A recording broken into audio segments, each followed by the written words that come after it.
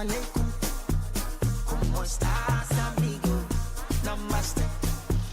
Como ça va? Como ça va? Como ça va? Como ça va? Aya ça va. Aya ça va. Aya ça va. Aya ça va. Aya ça va. Como ça va?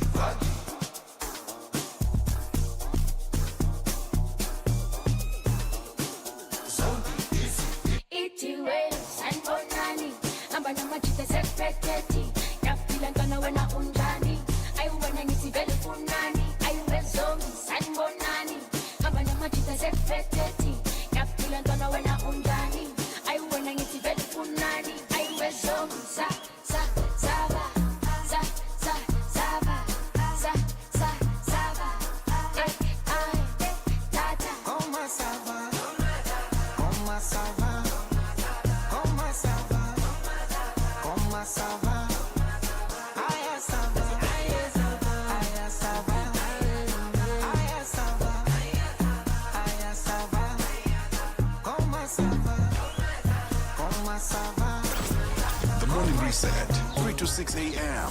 Weekdays. Energize your day. Greatness. Simbun with the melody. DJ Natil.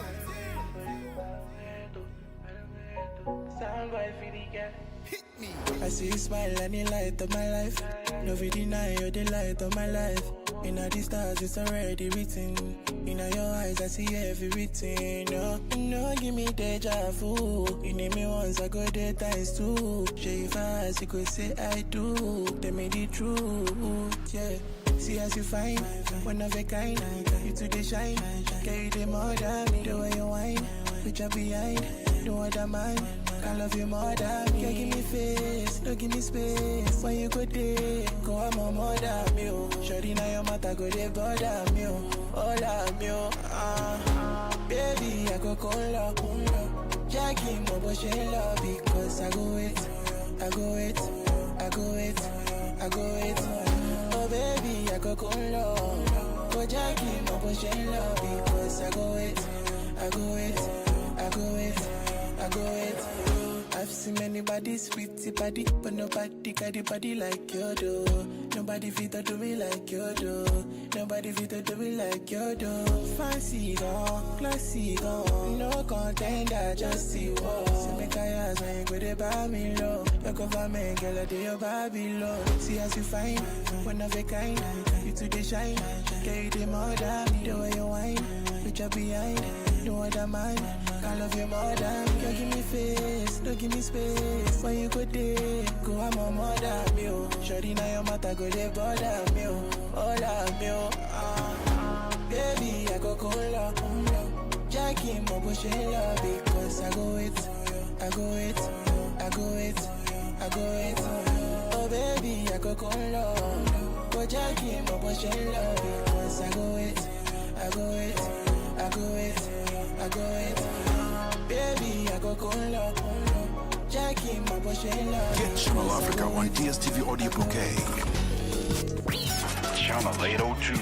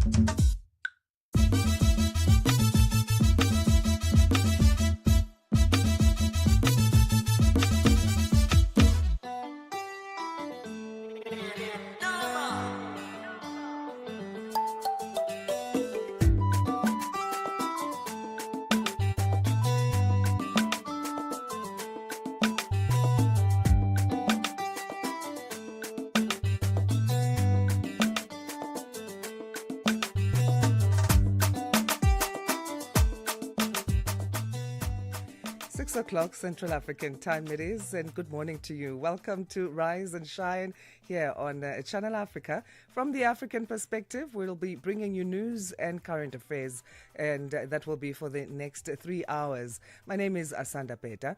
We are, of course, broadcasting from Johannesburg, South Africa. That's where our live studios are. You can connect with us via www.channelafrica.co.za and the SABC Plus app for mobile phones, as well as YouTube. That's where we are live streaming. At Channel Africa 1 is our handle there, and that's the same handle for our various social media platforms. We'd love to hear your views and questions, and let's get in touch, or you get in touch with us. We'd love to get in touch. All right, we're going to get into our news, but what's coming up in this first hour of Rise and Shine is Malawians still waiting for their official results. Of course, they were voting last week, and we'll find out what the latest is there. In Kenya also, a court has ordered the arrest and extradition of a British national suspect for the murder of a 21 Kenyan woman. This woman was killed in 2012. Those stories and more coming up in this hour. Let's start with our news update. Here's Oned Nzinzi with that, and following her is Musibudi Makura with sports headlines. SABC News. The African perspective. Thank you, Asanda, and a very good morning to our listeners. South Africa's President Cyril Ramaphosa and his counterparts Donald Trump from the U.S. and Lula da Silva from Brazil will be amongst the speakers in the annual general debate of the United Nations General Assembly later today. Ramaphosa is expected to call on the UN to demonstrate the multilateralism is alive. The White House says Trump will deliver a major speech on the renewal of American strength around the world. Sean Bryce Peace reports. Trump returns to the UN after a 4-year absence, having riled foes and allies alike since returning to the White House in January, and the reception he'll receive will be closely watched over US tariffs and its support for Israel's continued war in Gaza that has bucked international calls for an immediate ceasefire. President Lula speaks directly before Trump amid a tense standoff over Brazil's conviction of Trump ally and former President Jair Bolsonaro for seeking to illegally cling to power. President Ramaphosa is expected to again reiterate calls for the UN to exercise its leadership role in global governance. The trial of South Sudan's former Vice President Riek Machar has been adjourned after disputes over the court's authority. His lawyers argued the proceedings breached the Constitution and the 2018 peace deal. Prosecutors rejected the claim. Machar appeared in court for charges of murder, treason and crimes against humanity. The BBC's Akisa Wandera. Dr. Riek Machar and his co-accused were behind these huge metal bars where they sat as they listened to the proceedings. Many of his supporters, including those in the SPLM in opposition, have said that this is an attempt by President Salva Kiir to consolidate power and dismantle the 2018 peace agreement, where they agreed to rule the country together. And his supporters have also argued that President Salva Kiir is trying to completely eliminate Dr. Riek Machar from the politics of the country by bringing into the government his allies and some of his cronies. The World Health Organization African region says it is ramping up vaccination efforts to curb the spread of the Ebola virus in the Democratic Republic of Congo. The viral disease was detected about 2 weeks ago with 35 deaths and 43 confirmed cases. The WHO says the virus is still confined to the Bulape and Mweka health zones in the Kasai province. This is the 16th Ebola outbreak in the DRC since the virus was discovered there in 1976. Dr. Patrick Kotim is the regional manager for emergency response at WHO Afro. For the Ebola Zaire species, we have actually 2 vaccines that have been pre-qualified by WHO. One is recommended for emergency response, which is the one that we are using now, the RVBO vaccine. And we have already vaccinated up to yesterday 1,500 contacts and their contacts, as well as the frontline health workers. We have on the ground now in Bulape up to 4,000 doses, and we are trying to ramp up the vaccination so that every new case that is identified, they are vaccinated quite quickly. Lastly, South Africa's National Police Commissioner Fani Masemola faces questions about his contradictions on the disbandment of the Political Killings Task Team when he returned to the Madlanga Commission of Inquiry in Pretoria this morning.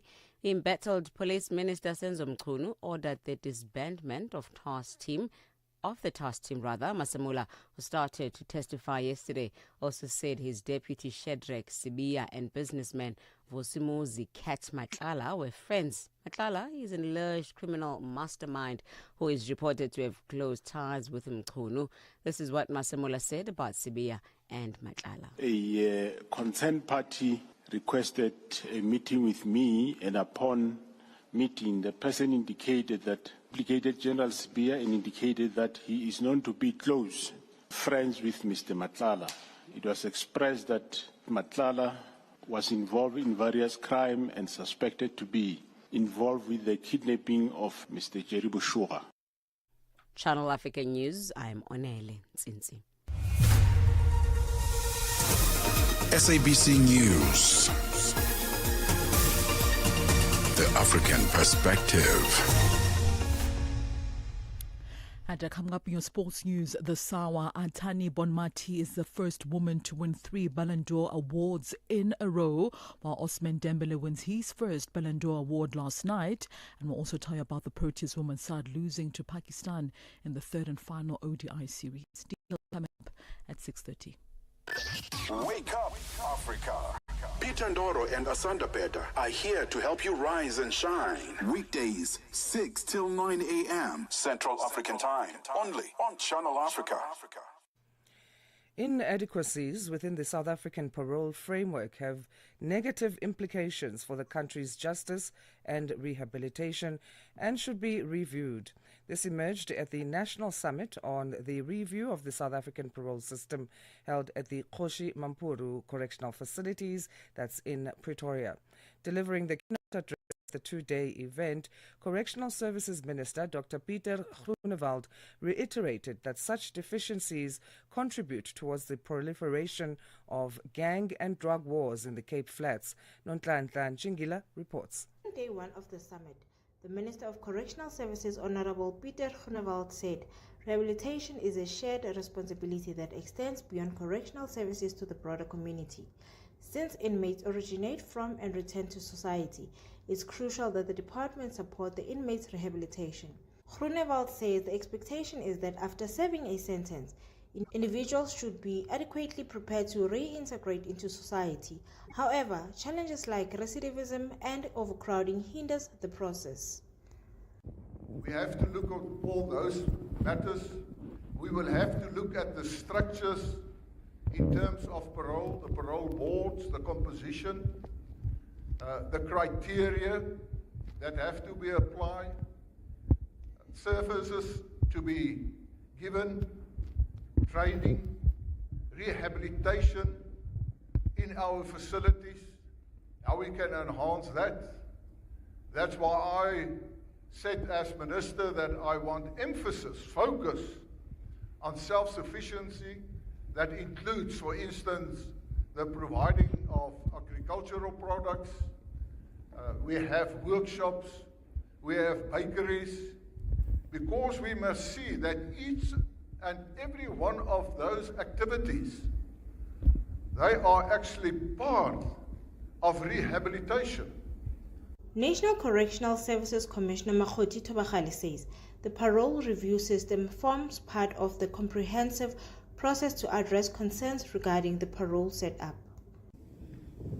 Recently, the parole system has been under a lot of pressure because of practical examples of what our parolees become when they get to be released and when they are completing their sentence amongst members of the community. The victims have a perspective, the parolees themselves have a perspective, different structures in communities have a perspective. We also as the department have a perspective. And our perspective is very simple. It is that when you are on parole, you are still serving a sentence. However, there's been no clear follow-through on this initiative. Legal experts say recidivism rates are on the rise with a notable increase in reoffending over the past couple of years. Advocate Matthew Mpahlwa says this trend highlights challenges in rehabilitation and parole system. I wish to say it was not only this year. 3-4 years ago, there was an alarming rate in Cape Town in the 6th administration of reoffending, where we saw the previous minister and Justice Desai in response, they said, all those inmates who had been paroled, there will be an overall review of all those placements. And the question was how was that going to be done? And I have no information that such has been done. Meanwhile, Professor Wim Rostenberg from Northwest University suggests using the Zeta scale risk assessment tool to evaluate inmates before parole release. This proposal comes amid public concern over the parole recommendation for Donovan Moodley, convicted of kidnapping and murdering Lee Matthews in 2004. Regarding the utility value of this instrument that we have evaluated with social workers, it showed a high acceptance level, all right? It gave them better insights into offender progress and challenges in the rehab process. The offender progress profiles could be better measured against the profiles of other offenders, which is one of the advantages. On Tuesday, delegates will be locked in closed sessions where resolutions for the current parole legislation will be interrogated. Nonhlanhla Njingila for SABC News, Pretoria. New day, new stories. Start your morning right with Rise and Shine on Channel Africa. The United States and South Africa are now engaged in text-based negotiations on a future bilateral trade deal. Minister of Trade, Industry and Competition, Parks Tau, says significant progress on the way forward has been made. Ahead of joining the South African delegation for this week's UN General Assembly, Tau spent a number of days in Washington, D.C., meeting with the U.S. trade representative and key members of Congress. The minister indicated that part of the talks sought to reduce the high 30% duty imposed on South African exports and the future of the African Growth and Opportunity Act, which is due to expire at the end of September. Showen Bryce Peace interviewed Minister Tau and filed this report.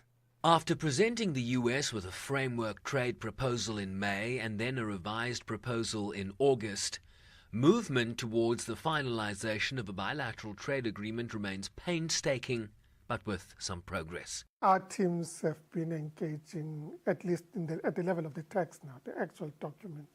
There were discussions on Tuesday and Wednesday, quite intense discussions between the team. By the time we received the report jointly with the U.S. Trade Representative, there were indications that we were making significant progress in terms of the discussions and the way forward. And what's the way forward, you would ask?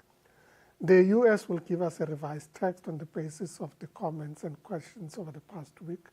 We anticipate that that would be given to us early in the next week. It would give us about 2 weeks to consider, to consult stakeholders, sister departments, go to cabinet, get a mandate, and be able to respond.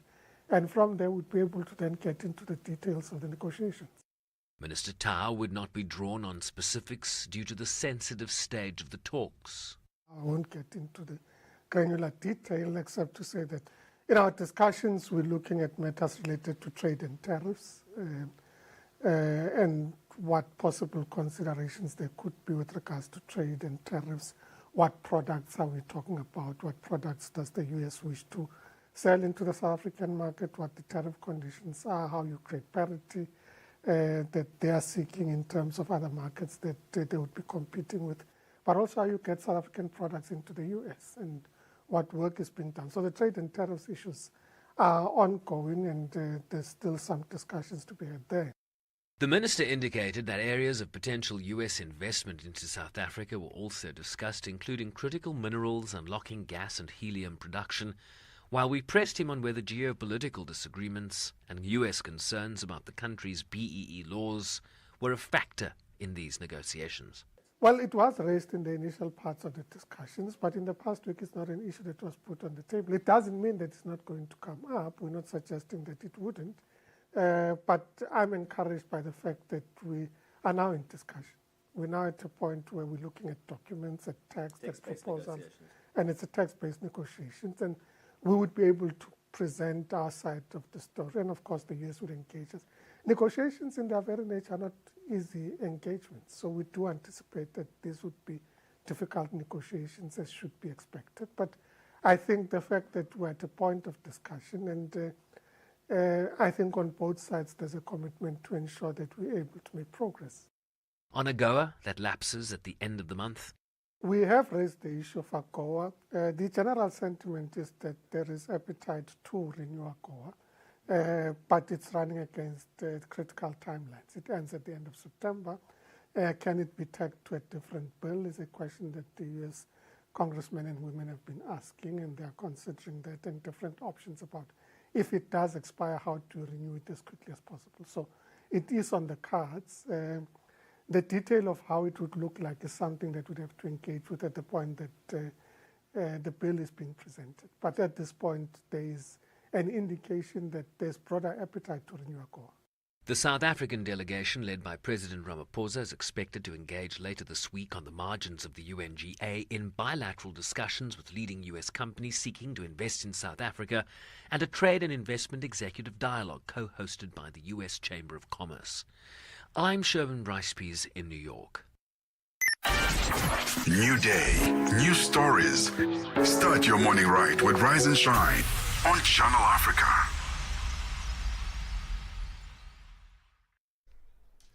Okay, so that's that time of the morning where we zoom into a certain section of our African continent. Today being Tuesday, we will be getting updates on what's happening on the East African region. We zoom into what has made headlines in this that you need to get in the know on and catch you up. And we'll be looking at these stories with our East Africa journalist and team leader at Grassroots Journalism based in Kenya, Dennis Beru. Dennis, good morning to you. How are you on this Tuesday? I'm well, Asanda. Hope you are good in South Africa. I see you are looking good in what you are putting on your head. Yes, I've got my Xhosa regalia here, my head wrap, not the rest of it, but I've modernized it somehow. Thank you so much. We're celebrating Heritage Day tomorrow, so it's a build-up to that. Thank you. Wow, that is preparation to that. Okay. Thanks so much. Okay, so in terms of then our wrap today, let's begin with Malawi. Malawians went to the polls last week voting, and they're still waiting for those official final results of that last week's general election. Is Peter Mutharika still in the lead with 51% as it was yesterday?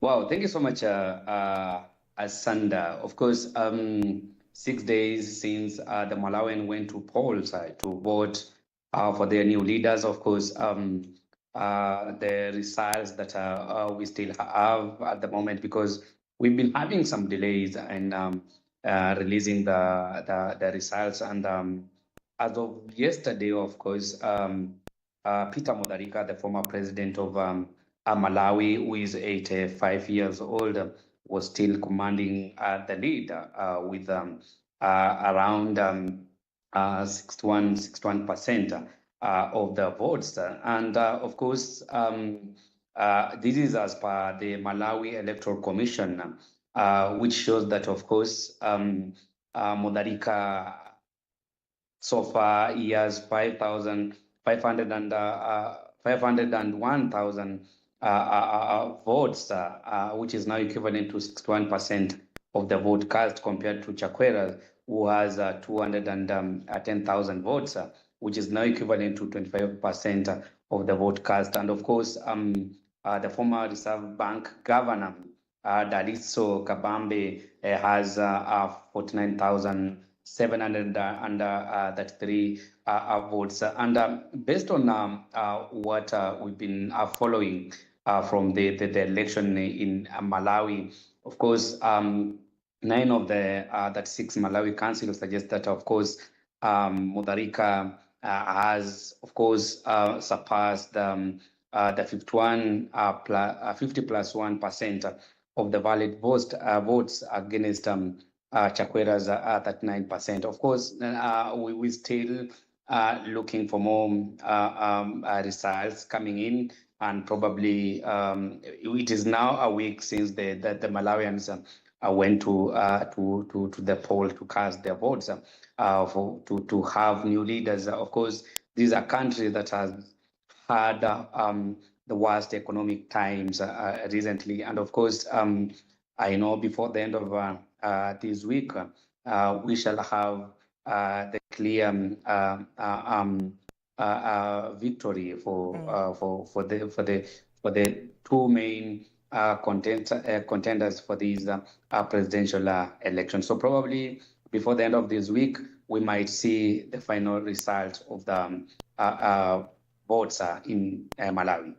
But now both candidates, both Mutharika and Lazarus Chakwera, are reportedly claiming victory. So what's going on with that?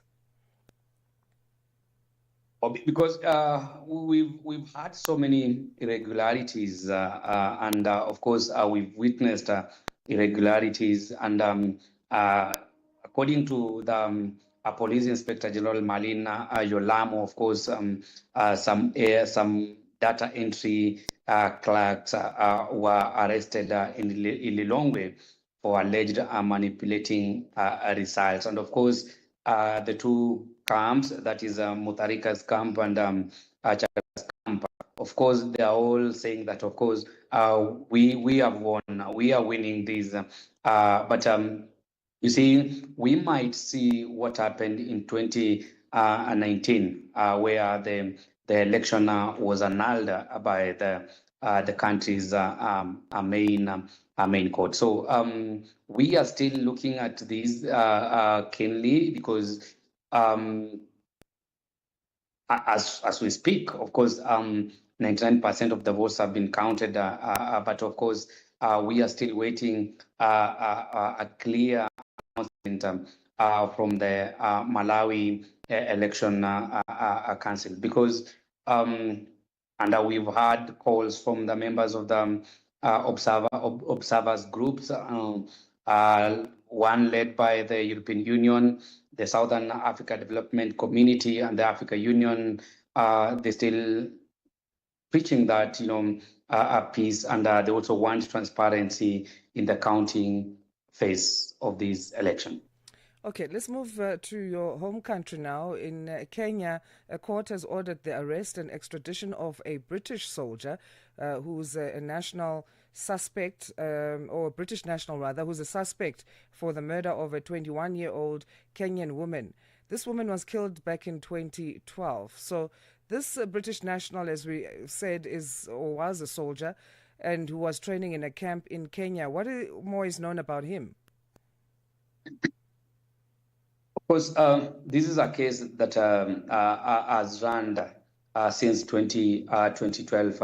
And the woman we're talking about here is Agnes Wanjiru, whose murder in Nanyuki, a central part of Kenya, shook the entire community and sparked nationwide outrage. And remember, the Nanyuki community members have long accused the British soldiers who are now training in a garrison close to the town of gross misconduct. However, after the cases and all issues were reported, no suspect have been tried. But in the extradition goes ahead.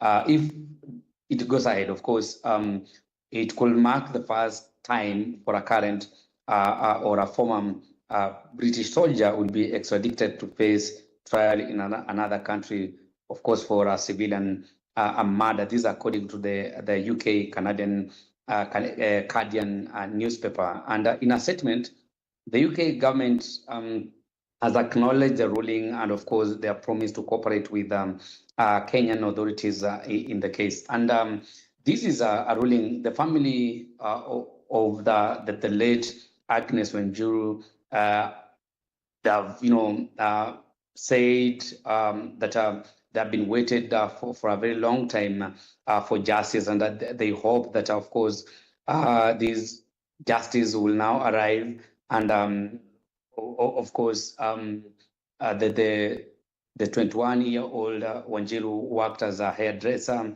and a sex worker in Nanyuki, which is her hometown. That was in March 31st, where Wanjiru disappeared, and he was now found two months later in a septic tank. And of course, the said British soldier was in the company of Agnes Wanjiru before he was found in the septic tank. And of course, we have the British garrison, which is now a permanent training unity for the British soldiers in Nanyuki, that central part of Kenya. And of course, we've had calls from civil society, from human rights groups, calling for the arrest and the trial of this British soldier to commence. And of course, we have some green light after the court ordered that. And we are still waiting to see whether this will happen. Remember, he is still an active British soldier, and we'll see whether he will be extradited to Kenya to face murder charges. Horrible story there, and the fact that it's been long running is totally unacceptable. I mean, how do you kill a woman that way and then drop her in a septic tank? So human rights groups definitely have a ground to stand on in terms of outrage and the country. Let's move to Ethiopia now. The government there, they've got a delegation that's going to be heading to China this week. The delegation is headed by National Bank of Ethiopia Governor Dr. Eyob Tekalin. What will this focus on, this meeting?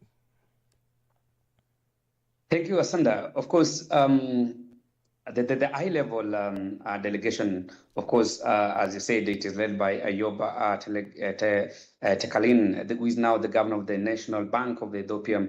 They're visiting Ethiopia this week to engage with the key government and commercial partners. Of course, the delegation will hold discussion with senior officials from the Ministry of Finance of China, the People's Bank of China, and of course, Exim Bank, as well as the leading financial and commercial institutions. Of course, the building on the recent concluded the debt restructuring agreement with the official creditors committee, which is now or was co-chaired by China and France. And of course, the visit will seek to accelerate, Ethiopia's restructuring efforts. And of course, the delegation will also provide updates on the progress of Ethiopia's homegrown economic reforms agenda. Of course, they're also looking at exploring future investment projects and reaffirm Ethiopia's commitment in strengthening ties with the Chinese partners. And of course, this now underscores the long outstanding partnership between Ethiopia and China. And of course, this also reflects on the shared commitments to advancing mutual economic cooperation and build a strong foundation for the future collaboration. Because Asanda, of course, the delegation comes at a time when now the two countries had to have a sit down. They restructured, the loans they have been having, and of course, this is just to affirm that commitment between the two countries. All right, we'll leave it there. Also, we know that the country is celebrating their new year, the country having its own unique calendar, which is 7 years behind the Western calendar. Very interesting there in terms of how they come with their calculations of the new year. But let's say Happy New Year to Ethiopians then. Dennis, we're going to leave it there for today, and thanks so much for your time. Thank you so much, Asanda. Great. That's journalist and team leader at Grassroots Journalism Kenya, Dennis Beru, having our conversations there on what's happening in East Africa. 6:30 Central African Time. Let's say good morning to Onel Nzinzi again. She has our news headlines. SABC News. Headlines. The African Perspective. Thank you, Asanda. South Africa's President Cyril Ramaphosa and his counterparts Donald Trump from the US and Lula da Silva from Brazil will be amongst the speakers in the annual general debate of the United Nations General Assembly later today. Ramaphosa is expected to call on the UN to demonstrate that multilateralism is alive. The trial of South Sudan former Vice President Riek Machar has been adjourned after a dispute over the court's authority. His lawyers argued the proceedings breached the Constitution and the 2018 peace deal. And Israeli Prime Minister Benjamin Netanyahu says Israel will react to yesterday's coordinated announcement by Britain, Canada, Australia and Portugal. These countries and several others prepared to recognize the Palestinian state. Channel Africa News, I'm Onele Tsinzi. SABC News. Headlines. The African Perspective.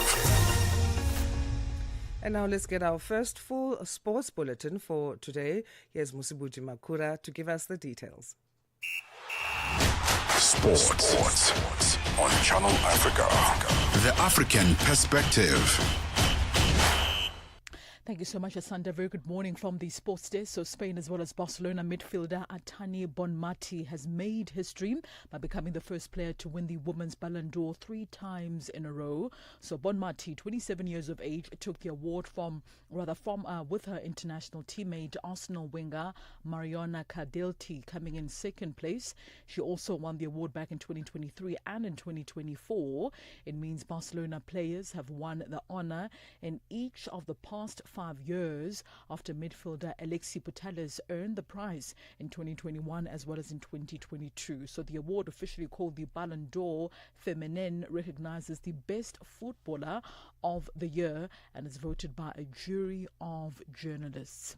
Meanwhile, Paris Saint-Germain Ousmane Dembele won his first Ballon d'Or award as the French treble winners walked away with several key of the men's awards at the Paris ceremony held on Monday night. The 28-year-old France forward scored 35 goals as well as made 14 assists in 53 matches for PSG last season as they won the Champions League, the league title as well as the French Cup. He was the joint top goal scorer in League One with 21 goals and was named the French top flight and the Champions League player of the year.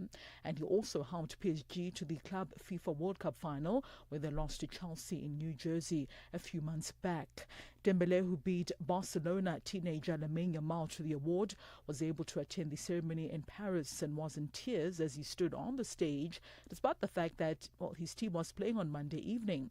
The forward is currently sidelined through injury, meaning he missed PSG's 1-0 defeat away to Marseille in a game which was rearranged because of a storm. On to rugby news now, Springbok backline guru Tony Brown says that while the win over the All Blacks in Wellington was good, he's still waiting for the 80-minute performance from South Africa. Now, the Boks are in Durban for the penultimate round of the Rugby Championship against Argentina this weekend. Brown warned that Los Pumas have wins over the All Blacks as well as Australia in the tournament and will thrive if there are any loose play. Brown, the backline coach, wants the Boks to guard against any mistakes. Good performance against the All Blacks, but Argentina are a different team playing pretty good rugby. They've beaten the All Blacks already, they've beaten Australia, so the message to our guys is if we don't prepare as well as we can, we don't, pitch up and be as physical and dominant as possible, we're going to be put under pressure. So getting our game right is the massive part for us this week. Meanwhile, for a player like centre Andre Esterhuizen, the win over the All Blacks of New Zealand 2 weeks ago has shown that the Boks are capable of beating the All Blacks. That shows us what we actually can do when we execute and we play well together. Because it's a big thing for us is playing together. So yeah, that's probably the biggest thing for me. And what we take out of this is if we execute how good it can be. And now it's just being consistent and putting consistently performances in like that. And finally, in athletics news, 3-time Comrades Marathon champion Dede Dejana insists he's under no pressure to win the up run, having claimed 3 down-run victories, and most recently in June at a time of 5 hours, 25 minutes and 28 seconds. Some critics argue his legacy will be incomplete without an up-run title. But Dejana says he's unfazed by the debate and refuses to lose sleep over that issue. No, I've made my own history. I don't have any pressure for winning a brand. I mean, I've made a history. So 3 down runs is not everyone who can do that. So I don't have any pressure. Yeah. All right, so 6:36 a.m. Central African time. That concludes your first sports update this morning on Africa Rise and Shine. For any sports stories you'd like to share with us, send us an email to newsroom@channelafrica.co.za. Remember to also give us a call on +27 11714 4459. I'm back with more sports news in the next hour. For Channel Africa Sport, I am Musibu D. Makura. Sports on Channel Africa. The African Perspective. Ukatili wa kijinsia unaharibu maisha na kutenga jamii. Hutokea nyumbani, shuleni, kazini na mara nyingi kwa ukimya. Lakini hauwezi kuendelea. Ukiona, ongea. Ikiwa unaumia, funguka, kwa sababu kutofanya lolote sio chaguo.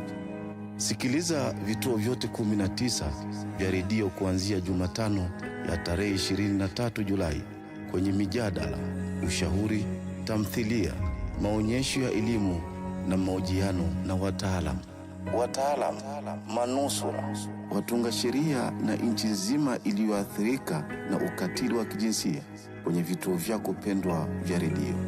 Piga simu 0800 428 ili kuripoti unyanyasaji au kupata msaada.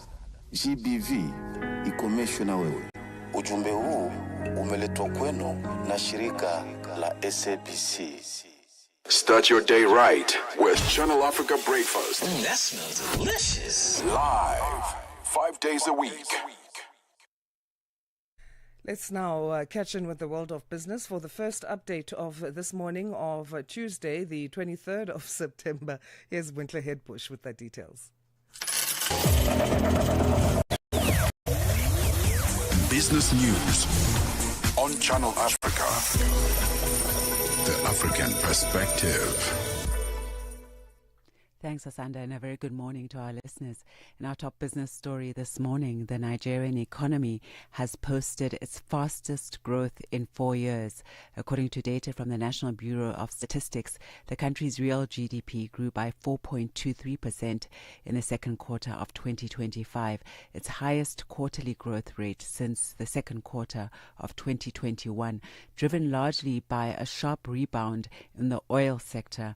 The oil sector recorded a massive 20% year-on-year growth in the second quarter of 2025. The surge has been attributed to a boost in crude production, with Nigeria pumping an average of 1.68 million barrels per day during this quarter.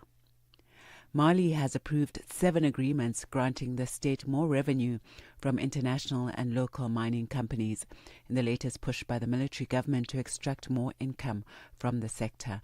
The Council of Ministers approved the agreements at its meeting on Friday. The agreements apply to gold mines, including the Sadiola project, operated by an Allied Gold subsidiary, B2 Gold's Fekola mine, and Resolute Mining site at Siama, as well as Ganfeng's Buguni project. Mali's military rulers introduced a new mining code in 2023, increasing royalties from 10% to 10% rather, from 6.5%, while expanding state and local ownership of mines to at least 35% from 20%. The South African Minister of Electricity and Energy, Dr. Kgosientsho Ramokgopa, has allayed fears and concerns by farmers that the upgrade of Valpot's National Radioactive Waste Disposal Facility just outside Springbok in the Northern Cape Province will affect food security due to environmental and health risks. The facility, which is expected to be expanded, was handed over to the National Radioactive Waste Disposal Institute by the South African Nuclear Energy Corporation. This comes after the institution obtained its nuclear installation license. Ramokgopa says the waste disposal facility will attract investment for the Namakwa region.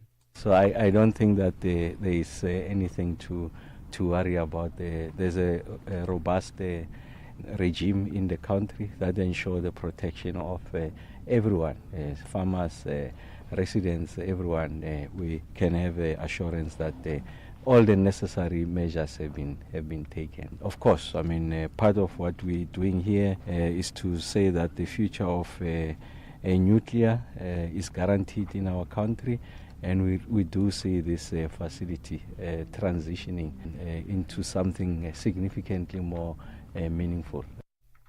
South African lobby group, the United Civil Society in Action, has welcomed the removal of two SAMRO board members, Veronica Motludzi and Sibongile Vilakazi. The duo were ordered to step down from their SAMRO executive positions after allegations of corruption and maladministration against them. Earlier this month, SAMRO defended reinstating 3 publishers named in the Fundudzi forensic report, which flagged $195 million in alleged fraud following last month's extraordinary general meeting. United Civil Society in Action chairperson Tebogo Setatu. We have removed so far 3 because of the pressure that we have exerted on the board. So the 2 independent directors are gone, and now lately is the chairperson of SAMRO, and we are only having 1 left to go. The American chipmaker NVIDIA says it will invest up to $100 billion in OpenAI to build database infrastructure for the next generation of artificial intelligence. The CEO of OpenAI, Sam Altman, said the tie-up with NVIDIA would form the basis of the economy of the future. The BBC's Erin Dalmore reports. It's a blockbuster deal, and it's a credit to the demand for new AI technology, like OpenAI's ChatGPT. While OpenAI makes the artificial intelligence chatbot, NVIDIA makes the high-powered chips that enable its use. NVIDIA makes specialized processors or chips that are used for large language models like ChatGPT, and that's what lets the technology process data and execute tasks. So a deal like this brings the 2 technology giants closer together. NVIDIA reportedly is receiving a stake in OpenAI as part of the deal. And now taking a look at the indicators. $1 in Nigeria is trading at 1,493 naira this morning. In Botswana, it's 13 pula 17. Kenya, the dollar is trading at 128 shilling and 52. And in Zambia, it's 23 kwacha 70. Moving to the BRICS countries, $1 in Brazil is trading at 5 real 33. In Russia, it's 83 rubles 37. In India, it's 88 rupees 24. China 7 yuan 11, and South Africa $1 is trading at 17 rand 32 cents this morning. $1 is trading at 74 pence to the British pound and 84 to the euro. Looking at commodity, gold is trading slightly higher this morning at $3,746 per ounce, platinum at $1,417 per ounce, while Brent crude oil is at $66.19 a barrel. And those are your business news. I'll be back with another update in the next hour. For any business stories you'd like to share with us, please send an email to newsroom@channelafrica.co.za or call us on +2711 714 4459. For Channel Africa Business, I am Buntle Hetbush.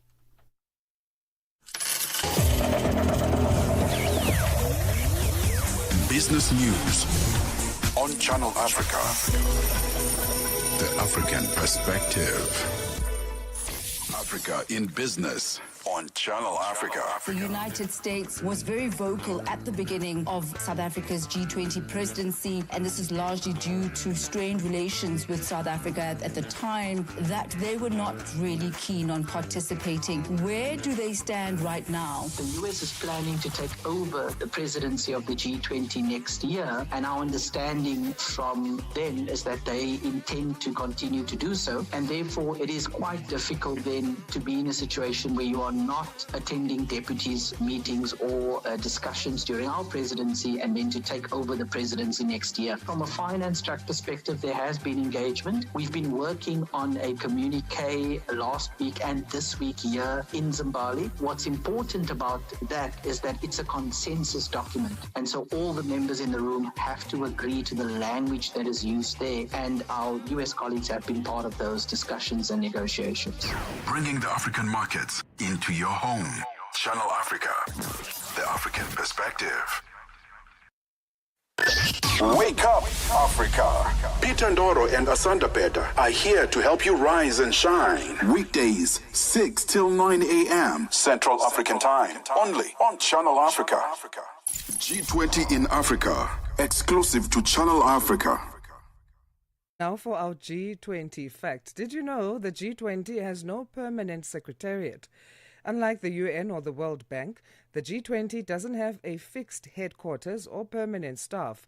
Instead, it operates on a rotating presidency, with each host country setting the agenda and managing logistics for the year. And that's our G20 fact for this morning. Wake up, Africa. Peter Ndoro and Asanda Beda are here to help you rise and shine. Weekdays, 6 till 9 a.m. Central African Time. Only on Channel Africa. G20 in Africa. Exclusive to Channel Africa. Championing Africa through solidarity, equality, and sustainability. As world leaders gather in New York for the United Nations General Assembly, G20 foreign ministers have also met on the sidelines to prepare the ground for the Leaders' Summit in November. South Africa's International Relations Minister, Ronald Lamola, who is in the US attending the UNGA, says the meeting is crucial for building consensus on key global challenges. Butlali Peli has more. G20 foreign ministers have gathered on the sidelines of the United Nations General Assembly in New York as the clock ticks towards the G20 Leaders Summit in South Africa in November. President Cyril Ramaphosa is expected to address the meeting, and International Relations Minister Ronald Lamola has echoed that South Africa's agenda is packed with pressing global issues. It is a meeting of the G20 Foreign Affairs Ministers meetings on the sideline of the UN General Assembly. In terms of the agenda, the meeting will be broadly encompassing on all those issues that need us to implement as resolutions or decisions of the UN, including the financing for development, the Compromiso de Seville Declaration. Among the key issues are multilateral reform, global peace and security, climate finance, and food security. The question of the US's participation has also been closely watched. This is that the US will participate. There is confirmation, but it's not yet very clear at which level.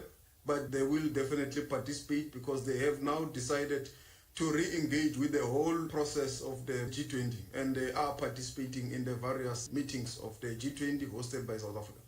While attendance has been confirmed, the level of engagement by Washington is still to be clarified. South Africa says the G20's work remains closely linked to the UN General Assembly's leaders' debate. This is to reinforce the message that the UN is the prime multilateral platform of the world for all member states. Indeed, we are reinforcing the work of the United Nations, and it is for that reason that this meeting has been brought on the margins of the UN General Assembly, which also give an opportunity to member states of the UN who are not necessarily member states of the G20. With deep divisions within the group, Lamola says significant groundwork has been done to push for a consensus and resolution at the upcoming Leaders' Summit. Yes, it's the nature of any multilateral fora that negotiations on the text or declarations will go on until the last minute. This one of South Africa is no exception. We have been hard at work with all the meetings, working group meetings, the foreign ministers meetings, the Sherpa track, and all the engagements have been pointing towards a discussion, and the negotiations will continue. This meeting will further enhance that work.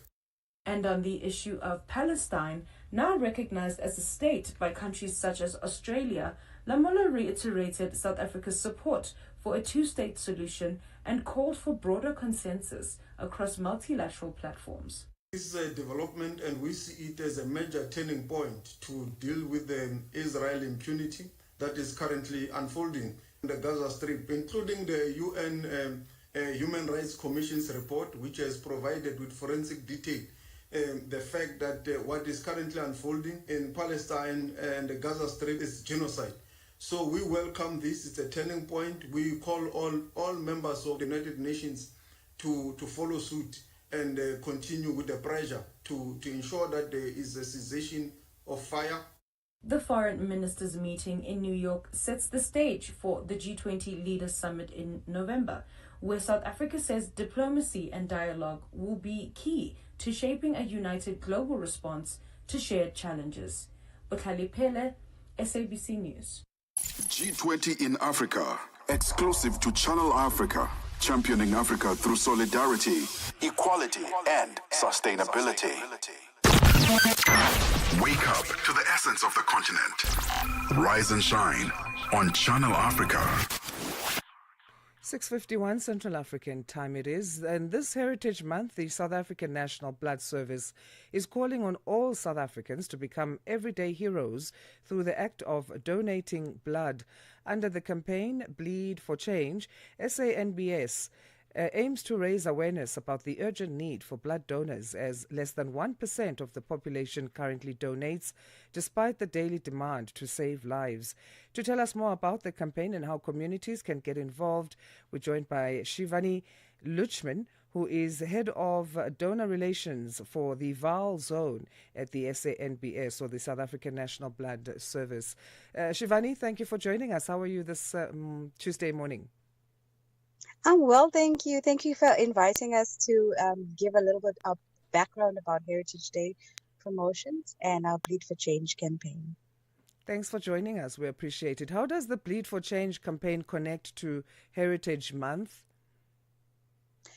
So this Heritage Month, we were actually very blessed. We want to remind South Africans about their legacy that they can leave behind, similar to how our past heroes fought for our freedom and how they laid down their lives for people's rights. So under the theme of celebrating the lives of our heroes and heroines that actually fought for freedom, SANBUS and the Round Table South Africa are calling on normal citizens like you and I to become modern-day heroes through the simple act of donating blood. So our objectives are so aligned into one cause, which is saving lives. How many lives are saved by one blood donor? So it's amazing. You would think that just 480 mLs might not be able to make a difference, but actually it can go to 3 different patients. For those of the listeners out there, if you've never given blood, it's not like we're going to take all your blood. So rest assured that 1 unit of blood can be separated into 3 blood products like plasma, platelets, and red blood cells. So you have an opportunity to make a difference to 3 families, 3 patients, and let their story and more memories continue to be made. So why do you think less than 1% of South Africans donate blood? So, I actually thought about this question, and I thought to myself, before I started in South African National Blood Service, you're not actually aware of the need until someone in your family actually needs blood. It could be someone in your family that's got cancer, or someone that has had been through childbirth or experienced a lot of blood loss. And it only is when you're impacted then you realize the importance of giving blood. There's a saying, ignorance is bliss and knowledge is power. So I actually feel like the more partnerships that we have with Roundtable and other organizations that are like-minded, we can actually influence this percentage by creating a culture, but just educating the community about the importance of giving back. I mean, they can ask themselves this question: if they needed blood, would they take it? And if they're willing to take it, maybe they should start thinking about, should I start donating blood as well? And when we talk about what we need to start thinking about, I mean, it's not just in cases of accidents or, major surgery, but you think of women who give birth via C-section. They need blood. You think of children 100%. who have to go under surgery for transplants. They need blood. So I think for me that was the wake-up factor. But what have you seen in terms of improvements, however, when people come forward to donate? And what would you mainly attribute that to, if there is a rise in people having come to donate, let's say in the past 10 years? So I've been in Sandmas for the last 20 years, eh? So I've actually seen our blood supply dip, and it's amazing to see that we are now in a position that is so blessed where our donors are donating regularly. We currently have about 7 days stock of blood. So previous to that, in the last before last year, we would experience blood crisis where our blood stocks will be less than 2 days. It could be attributed to seasons where people go on holiday, people have the flu, and predominantly our blood, we depended highly on our school kids and the youth to donate blood. So times when schools would be closed, we would really struggle. But in the last year, I must thank our donors out there for religiously coming and donating blood, and being so committed and dedicated to donate every 56 days. So I would like to urge them to continue being so dedicated, because they are saving so many lives.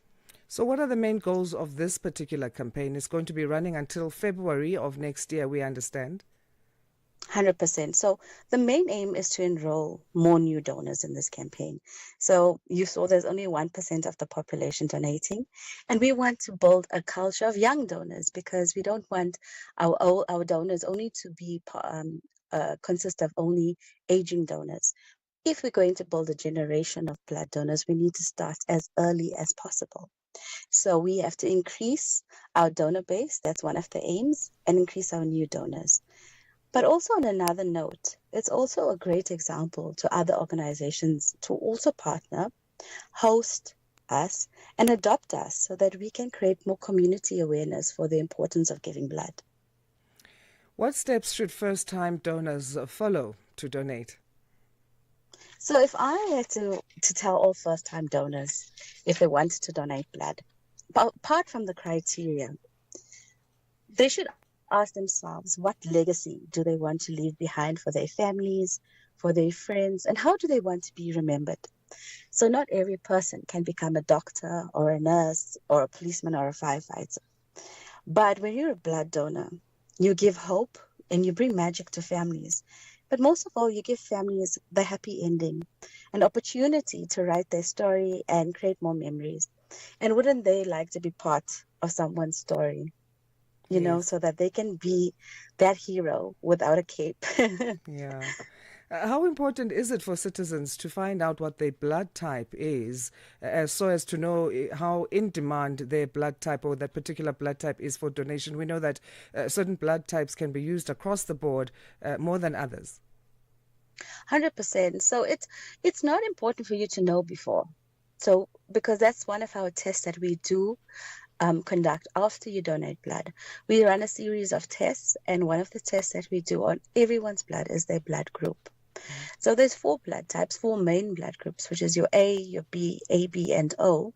And O negative is the universal donor. So O negative can donate to everyone, especially in an emergency.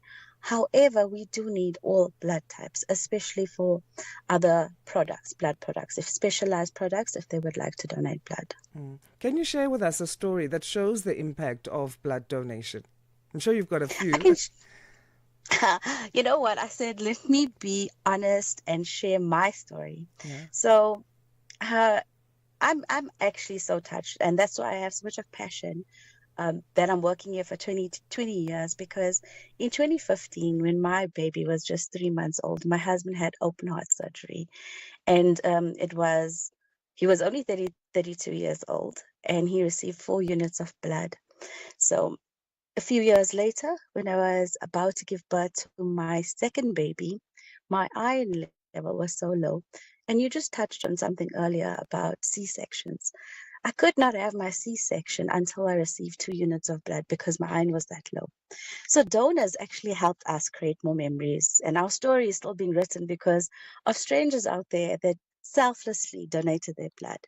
So I'd like to say their blood did not run out, and the ink did not run out on our story. So I'd like to thank everybody that donates blood because there's thousands of patients out there that have similar stories like mine. Shivani, thank you so much for joining us and sharing insight on such an important topic, as well as sharing your personal stories. We appreciate your time. Such a pleasure for inviting us. I'd love to also urge the listeners out there, if you see any roundtable and SANBS blood drives, please come through, roll up those sleeves. You just need to be 16 years old and above, 50 kgs, be well and healthy, and be willing to save 3 lives. Thank you so much. Great, the pleasure. Shivani Luchman is Head of Donor Relations for the Vaal Zone at the South African National Blood Service.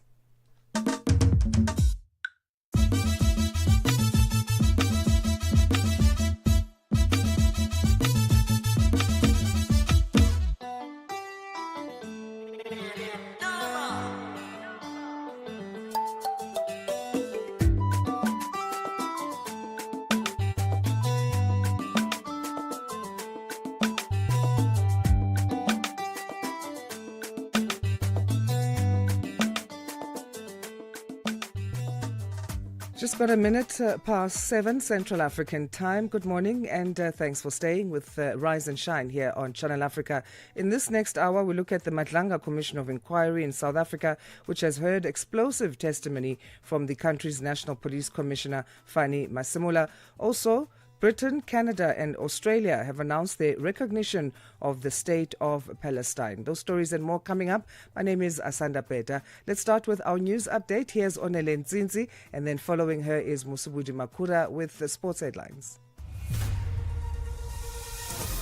SABC News. The African Perspective. Thank you, Asanda.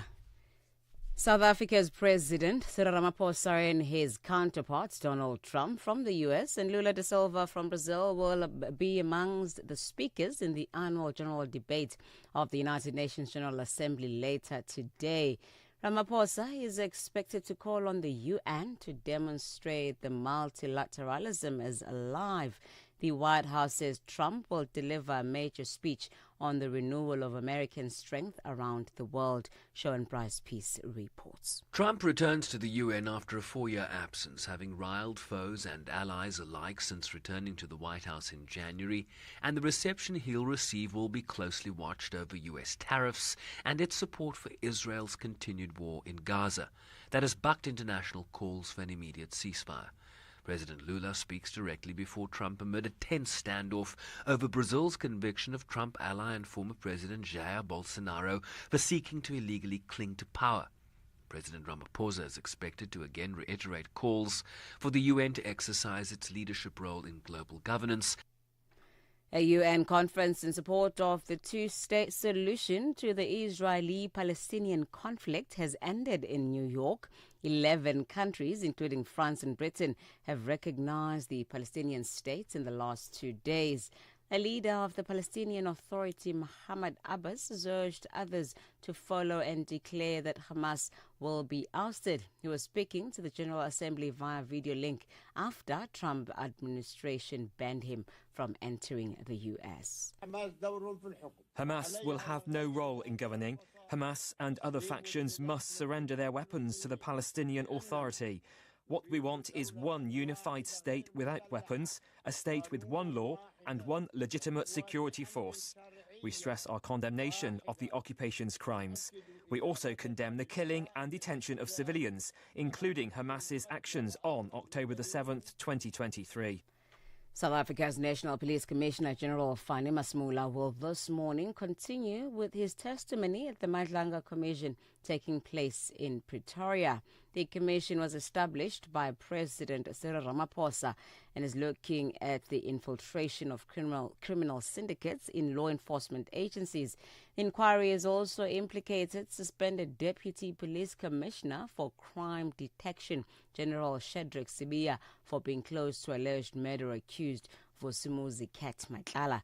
Masemola explains. A concerned party requested a meeting with me, and upon meeting, the person indicated that General Sibiya and indicated that he is known to be close friends with Mr. Matlala. It was expressed that Matlala was involved in various crimes and suspected to be involved with the kidnapping of Mr. Jerry Bushura. The trial of South Sudan former Vice President Riek Machar has been adjourned after a dispute over the country's authority. His lawyers argued the proceedings breached the Constitution and the 2018 peace deal.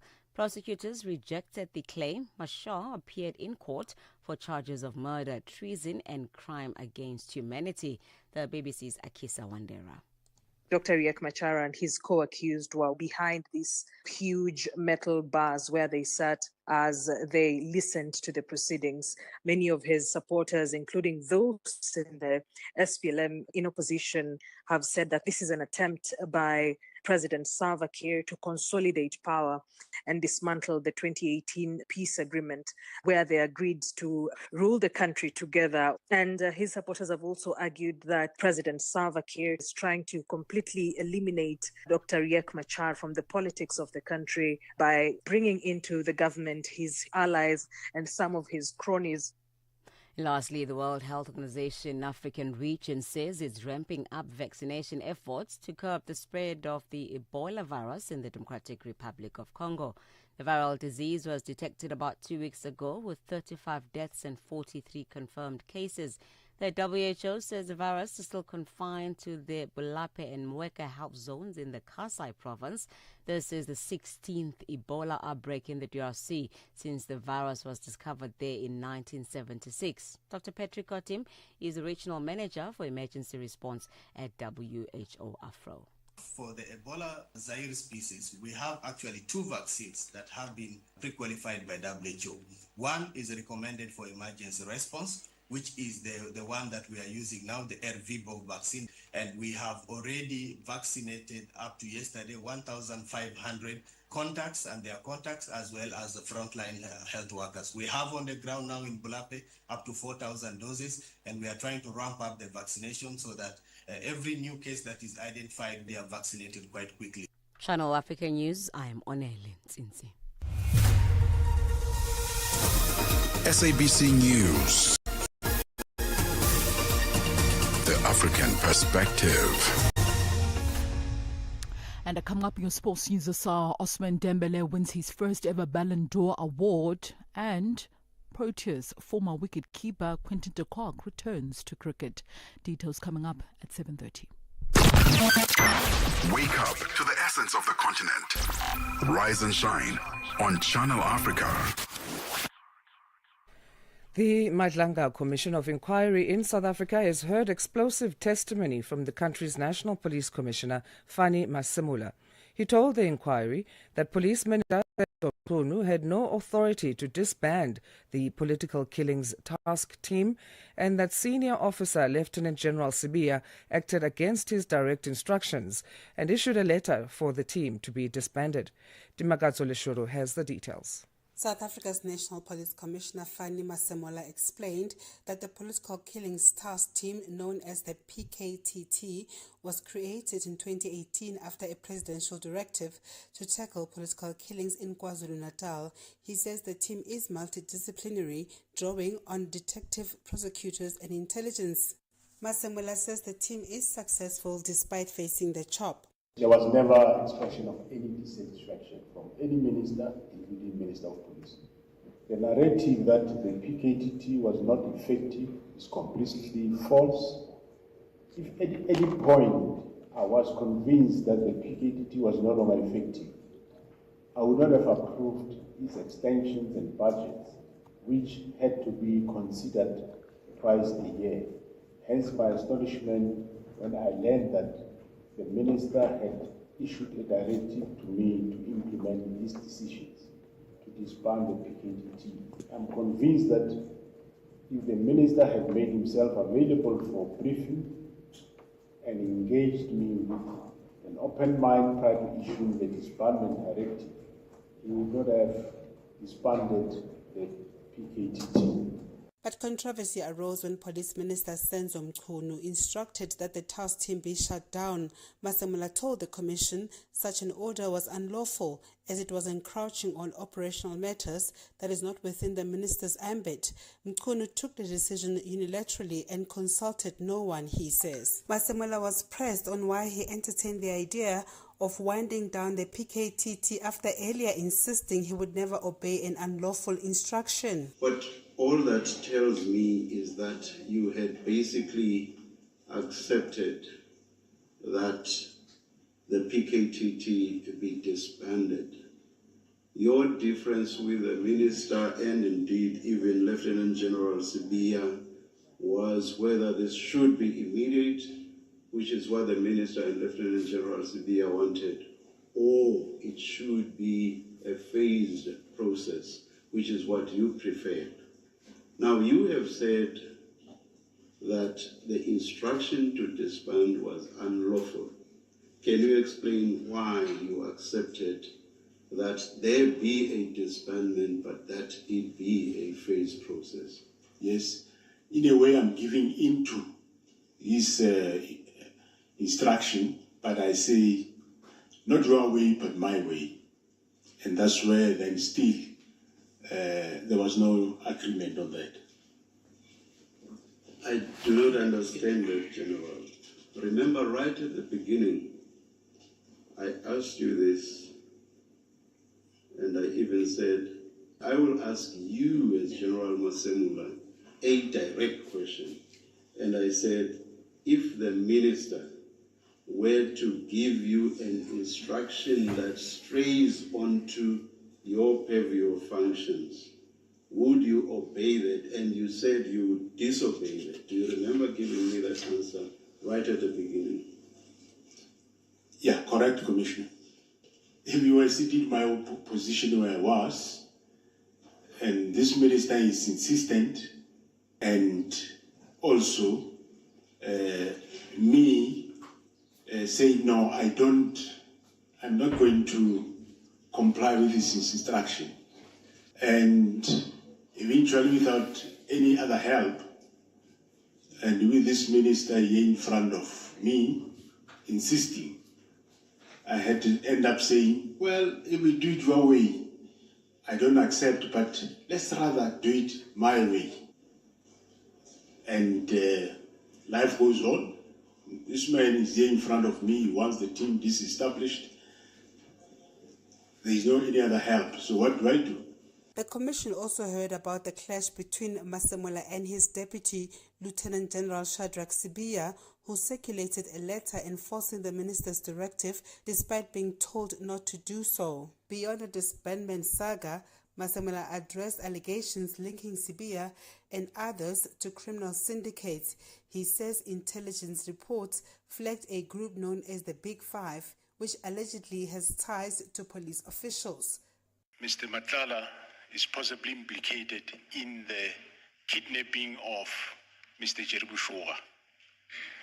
But then the person further said he's aware that between Mr. Matlala and General Sibiya, they are very close. The closeness of them to such an extent that this person said, Mr. Matlala is actually one of my deputies. It's just that I'm not aware of. In that he's doing the same work with General Sibiya. They direct police to do certain things and so on. For Channel Africa News, I'm Dimakato Leshoro in Pretoria. Wake up to the essence of the continent. Rise and shine on Channel Africa.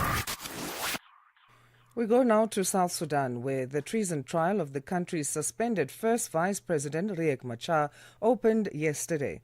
Proceedings went on under tight security in the capital, Juba, with his lawyer reportedly arguing that the court lacked jurisdiction to hear the case.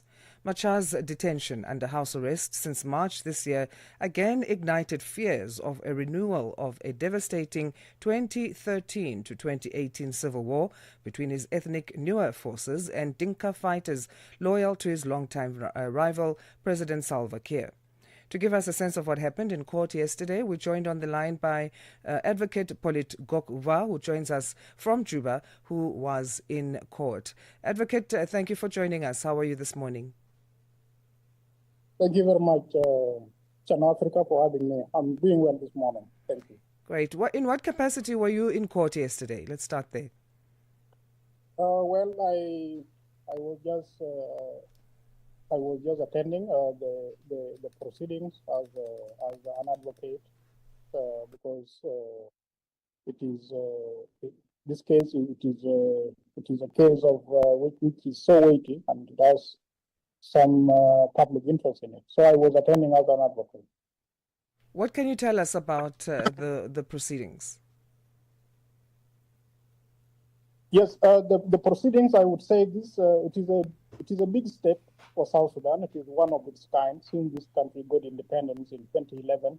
There has never been such a case where someone detained for a longer time, more than 5 months, and then they are later on arraigned in court. The practice here has been that you would be detained for as long as the government wants, and you would be released without being arraigned in court.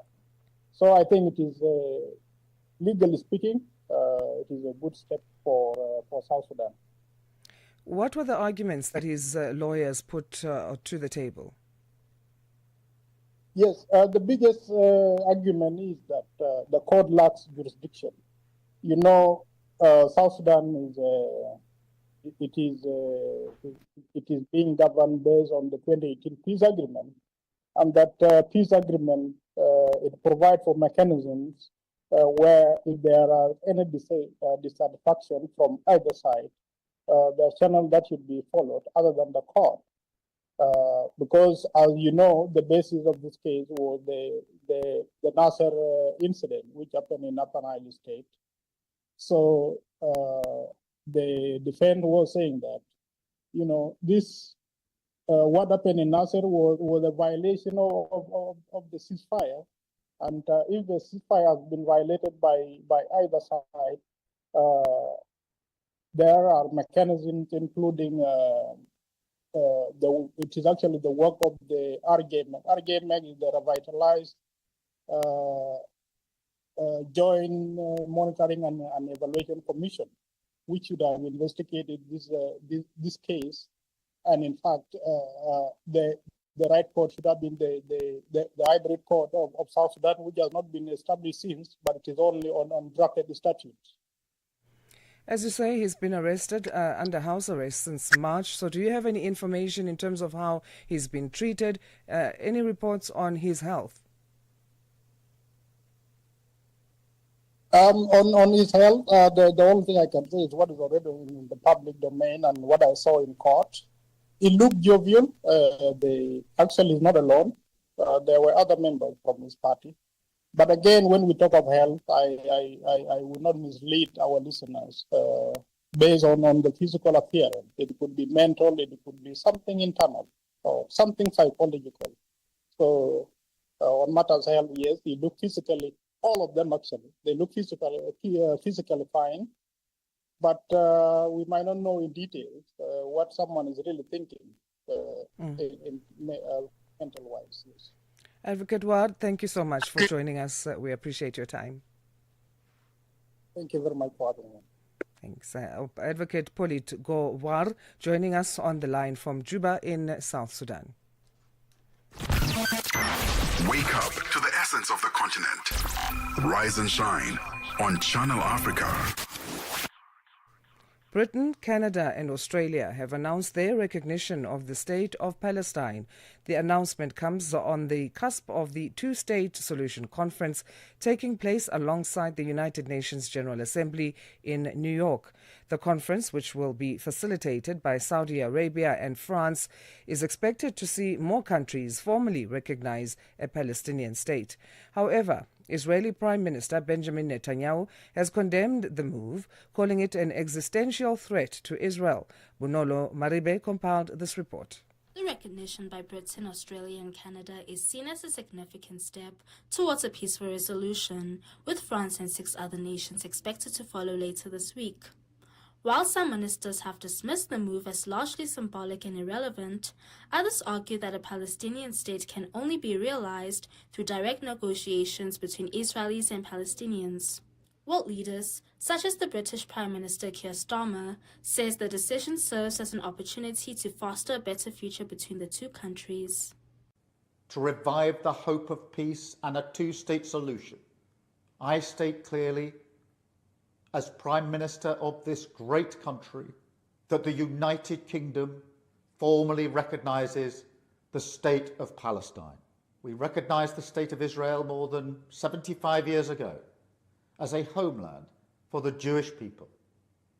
We join over 150 countries who recognise a Palestinian state also. A pledge to the Palestinian and Israeli people that there can be a better future.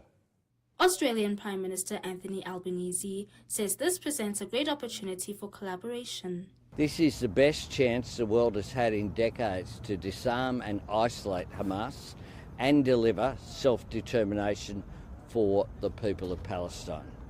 This is a moment of opportunity for nations of goodwill to work together, to see the hostages taken in the atrocities of October 7, 2023 returned immediately and with dignity, to bring about an immediate ceasefire and to bring an end to the humanitarian catastrophe which is being inflicted on Gaza. However, Israeli Prime Minister Benjamin Netanyahu did not echo the sentiment. I have a clear message for those leaders who recognize a Palestinian state after the horrific massacre on October 7th. You are giving a huge reward to terrorism. And I have another message for you. It will not happen. A Palestinian state will not be established west of the Jordan River. For years, I have prevented the establishment of this terrorist state despite tremendous pressure, both domestically and internationally. We did this with determination, and we did it with diplomatic wisdom. Palestinians and Israelis also reacted to the developments. I also hope that diplomatically, this recognition by major world powers with global influence will serve as a tool to pressure strong enough to push for a complete ceasefire and an end to the war. I believe in a two-state solution, but I think that this recognition coming in the context of October 7th is an encouragement to terrorism and an acknowledgement that terrorism and what they call resistance works, and it's going to motivate them to keep the same line, and it's going to normalize terrorism against Israel. So I think in that context, it's a terrible decision. This while, the Israeli military has killed at least 25 members of the same family in the Sabra neighborhood of Gaza City as it ramps up strikes across the besieged enclave. Bonolo Maribe, SABC News. For a perspective then on what we should read into these latest developments, we're joined by Naeem Jina, Executive Director at the Middle East Center. Naeem, thanks for joining us. How are you this particular day? Good, thank you very much. What should we read into these latest developments? Not too much. These states, Britain, with the statement that Keir Starmer made, the question is, so why do you want to recognize the Palestinian state now? You issued the Balfour Declaration in the early 20th century, which set up Israel. You had no interest in setting up a Palestinian state, and now suddenly you think that that's the right thing to do. Albanese made it clear that the reason for his recognition, as he's saying, of a Palestinian state is to get rid of Hamas. There was no Hamas in 1948. There was no Hamas in 1967. There was no Hamas in 1980. So the only purpose of this is to serve Israeli goals. The Canadian Prime Minister said he wants to see a Zionist Palestinian state. Last night, Emmanuel Macron spoke about a Palestinian state that will be demilitarized. So you have this thing where, again, colonial powers want to impose a particular model on colonized people in order to protect the colonial project, which is Israel. This doesn't advance justice in the Middle East or for Palestinians at all, and it certainly is not going to save any Palestinian lives. The children that were killed yesterday in Gaza, bombed from the air, not a single one of those lives is going to be saved because of these announcements yesterday and the day before. And Israel's response to this, Israeli Prime Minister Benjamin Netanyahu condemning the move? Yeah, I mean, and I think that adds to the context. The Likud party, in which Netanyahu heads, has as its charter that Israel will exist from the Mediterranean Sea till the Jordan River. They have no intention to allow a Palestinian state, and he said that yesterday quite clearly, that he's worked against it and he will continue working against it. A few weeks ago, the Israeli parliament, the Knesset, passed a resolution to annex the West Bank. So they want to annex the West Bank. They want to ethnically cleanse Gaza. They have no interest in a Palestinian state. Now you have these states like Britain, which continues to supply parts, for example, for the warplanes that are dropping these bombs, continues to supply those parts, is unable to get one bottle of water into Gaza. But how is it going to impose a Palestinian state on this Israeli government that refuses it? There's no plan for that, just nice talk. I mean, the hypocrisy is quite glaring in the United Nations right now. The United States of America is also not impressed. What is it that they can do? Well, the United States is the one that can actually make a difference here, because it is the one that is propping up Israel to the tune of billions of dollars in like $25-30 billion of just military aid in the past 2 years. That has been the cause of, or that has been prosecuting this genocide. If the United States took a position and said, if there's no ceasefire, we'll stop giving you arms, we'd have a ceasefire tomorrow. But the United States is being complicit in this genocide with Israel. What it says about a Palestinian state is irrelevant. The point right now is that the United States is able to stop a genocide that is taking place, and it refuses to do so. We also saw Brazil joining South Africa in the ICJ case against Israel. What is your reading into that move? It took Brazil a long time to do so, but I think that it's a welcome and positive move. We now have a big part of the global South that has joined this case, that is saying that what is taking place in Gaza is genocide, as well as a couple of European countries. Spain, Ireland have joined. That, frankly, is more of a contribution to saving innocent lives than the performance we saw at the UN General Assembly. I hope that there will be more states joining this case, and more cases against Israel for its genocide, its war crimes, more cases at the ICJ and the ICC, so that the war criminals are actually arrested and tried. You mentioned earlier the bombing happening on the ground, children being killed. Will that ever stop? Again, I mean, from the side of the Palestinian resistance, they have repeatedly accepted ceasefire proposals put forward by the United States. It's Israel that refuses to accept it.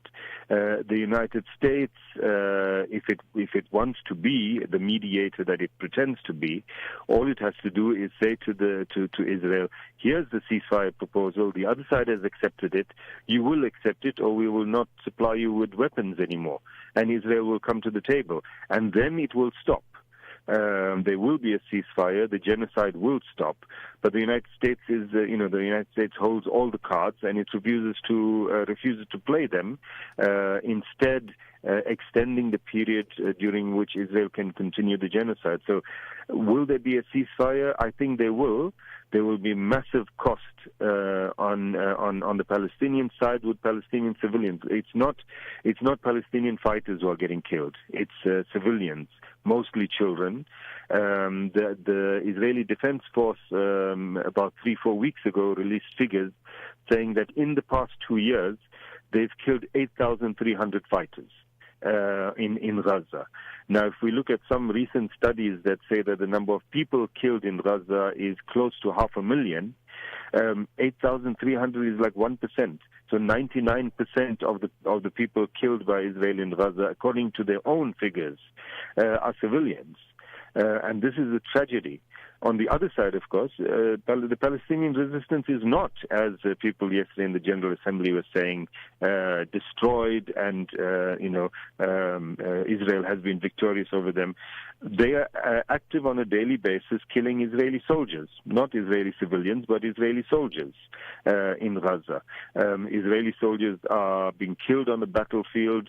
They're committing suicide.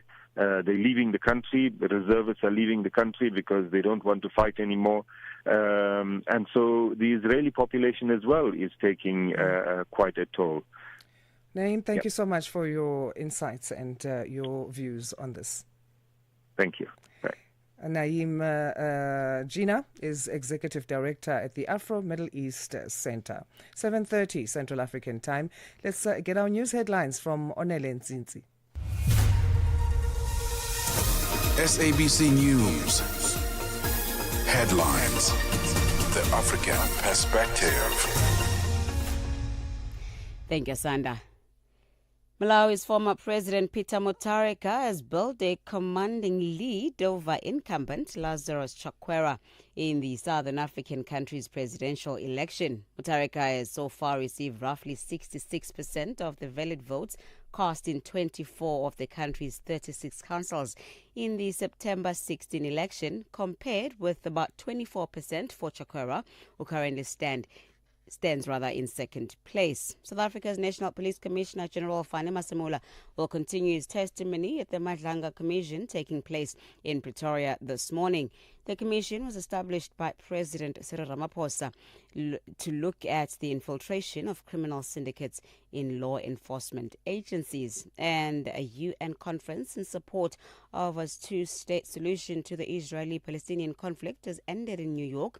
11 countries, including France and Britain, have recognized the Palestinian state in the last 2 days. Channel Africa News, I am Onele Nzinzi. SABC News. Headlines. The African Perspective. And now let's find out what's happening in the world of sports. Here's Musibudi Makura with the latest. Sports on Channel Africa. The African Perspective. Thank you so much, Asanda. Very good morning once again from the sports desk. While Paris Saint-Germain's Ousmane Dembele won his first Ballon d'Or award as the French treble winners came away with several of the key men's awards at the Paris ceremony held last night. Now, the 28-year-old France forward scored 35 goals and made 14 assists in 53 matches for PSG just last season as they won the Champions League, the league title, as well as the French Cup. He was the joint top goal scorer in Ligue 1 with 21 goals and named the French top flight as well as the Champions League Player of the Year. And he also helped PSG to the FIFA Club World Cup final, where they lost to the eventual winners Chelsea in New Jersey. Dembele, who beat Barcelona teenager Lamine Yamal to the award, was able to attend the ceremony in Paris and was in tears as he stood on the stage despite the fact that his team were playing on Monday night. The forward is currently sidelined through injury, meaning he missed PSG's 1-0 defeat away to Marseille in a game which was rearranged because of the storm. Meanwhile, Spain as well as Barcelona midfielder Atani Bonmati has made history by becoming the first ever player to win the Ballon Women's Door Award 3 times in a row. Now, Bonmati, 27 years of age, took the award with her international teammate Arsenal winger Mariona Cledetti coming in second position. She also won the award back in 2023 and in 2024. It means Barcelona players have won the honour in each of the past 5 years after midfielder Alexis Putellas earned the prize back in 2021 as well as in 2022. The award, officially called the Ballon d'Or Feminin, recognises the best female footballer of the year and is voted by a jury of journalists. Onto this now, a record number of nations won medals at the World Athletics Championships in Tokyo, Japan, with a total of 53 countries making it onto the medal table at the 20th edition of the event, which concluded this past Sunday. The previous world record of 46 was set back in Osaka in 2007 and equalled in Budapest about 2 years ago, with Samoa, St. Lucia, as well as Uruguay winning their first ever World Championship medals at this year's competition. The Wales also won world record set in Tokyo, with Sweden's Mando Duplantis breaking the pole vault record for a 14th time with a leap of 6.30 meters. American sprinter, meanwhile, Melissa Jefferson Wooden completed a sprint treble in the 100, the 200, as well as the 4x100 meter relay, while 2 other athletes won double gold in individual events, including Kenyan distance runner Beatrice Chibet, as well as Spanish race walker, that is Maria Perez. A total of 692,000 fans attended the World Championships in Tokyo 4 years on from the Olympic Games at the same venue, and was held without crowds due to the global COVID-19 pandemic. In cricket news now, South African veteran Proteas wicket-keeper Quinton de Kock has reversed his international retirement after 2 years and has been included in both the ODI as well as the T20 international squads to face Pakistan as well as Namibia. De Kock retired for the 50-over format at the end of the 2023 ICC Men's Cricket World Cup and last played T20 cricket in the final of the World Cup in Barbados in June of 2024. Coach Shukri Conrad explained that the 32-year-old is one who approached him, citing his desire to represent his country both in the white ball formats. No, it was quite interesting when we got to Australia in the middle of the night. We got to Darwin, and I just put my head on the pillow at about 2 a.m. when my phone rang, and it was Quinny. And I chatted for a bit, and I said I'd come back to him in a couple of days and chatted to a few people, and the rest is history. Great to have him back on board. Although the coach denied that de Kock returns so that he can play in both the T20 World Cup next year as well as the 50-over World Cup on home soil coming up in 2027, the timing of his desire to come back into the team is suspiciously close to those tournaments. Well, those are some of the questions, it was obviously as to why you'd want to be returning to both formats. And when I say both formats, in the white ball space. And Quinny's just expressed the desire to play for South Africa again in both white ball formats and however we choose to use him, So there's by no means any guarantee with regards to World Cups or anything. We've got a great opportunity to get him playing in this Pakistan series, and then we'll see how this goes, Well, that concludes your sports news this hour. For any sports stories you'd like to share with us, remember to send us an email to newsroom@channelafrica.co.za or call us on +27 11714 4459. I'm back with the final sports update on Africa Rise and Shine in the next hour. For Channel Africa Sport, I am Musibudi Makura. Sports on Channel Africa. The African perspective. Africa, voici Abedi. Oui, c'est moi. Abedi est un passionné de musique dans l'âme. Il a un goût pour toutes sortes de musique et passe ses journées à écouter Channel Africa. J'aime beaucoup la musique africaine. Ok. Devinez quoi? Channel Africa veut aider Abedi et les mélomanes du monde entier à découvrir encore plus de musique incroyable. C'est pourquoi Channel Africa appelle les artistes africains à soumettre leur musique. Chers artistes, n'oubliez pas de nous fournir toutes vos informations pertinentes à l'email adresse musique@channelafrica.co.za. Les soumissions sont votre chance d'être entendues, mais elles ne garantissent pas une playlist.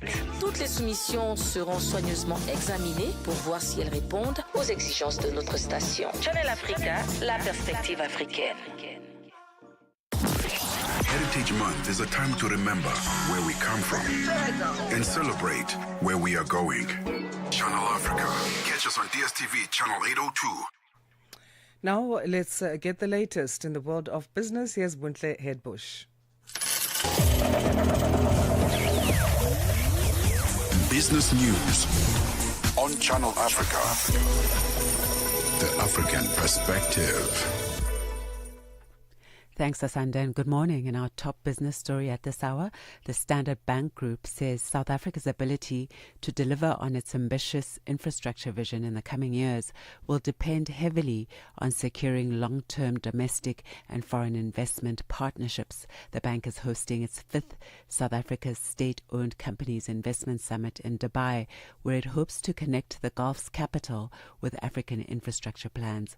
Standard Bank's executive head for infrastructure and public sector, Zen Dlamini, elaborates on the bank's decision to host the summit in the Middle East. There is a huge interest from the Middle East in Africa, and Africa is open for opportunities, and that's really why we're looking at the Middle East, because of the pools of capital, and we're wanting to create that bridge to say that there is capital out there. It's not just limited to perhaps Asia or Americas or Europe. So yes, I think that's the biggest interest. South African Minister of Electricity and Energy, Dr. Khuzienzo Ramokgopa, has allayed fears and concerns by farmers that the upgrade of Falput's National Radioactive Waste Disposal Facility just outside Springbok in the Northern Cape Province will affect food security due to environmental and health risks. The facility, which is expected to be expanded, was handed over to the National Radioactive Waste Disposal Institute by the South African Nuclear Energy Corporation. This comes after the institution obtained its nuclear installation license. Ramokgopa says the waste disposal facility will attract investment for the Namakwa region. So I don't think that there is anything to worry about. There's a robust regime in the country that ensures the protection of everyone, farmers, residents, everyone. We can have assurance that all the necessary measures have been taken. Of course, I mean, part of what we're doing here is to say that the future of a nuclear is guaranteed in our country, and we do see this facility transitioning into something significantly more meaningful. DRC President Felix Tshisekedi says Congo will not auction its mineral resources to the U.S. He said the U.S.-mediated peace deal signed with Rwanda in June had not calmed fighting, and that despite his support for U.S. mediation, they would not auction the country's mineral resources, but would rather work in partnership with the U.S. to develop the mining sector and its value chain and to develop infrastructure, particularly energy. The Nigerian economy has posted its fastest growth in 4 years. According to data from the National Bureau of Statistics, the country's real GDP grew by 4.23% in the second quarter of 2025, its highest quarterly growth rate since the second quarter of 2021, driven largely by a sharp rebound in the oil sector. The oil sector recorded a massive 20% year-on-year growth in the second quarter of 2025. The surge has been attributed to a boost in crude production, with Nigeria pumping an average of 1.68 million barrels per day during the quarter.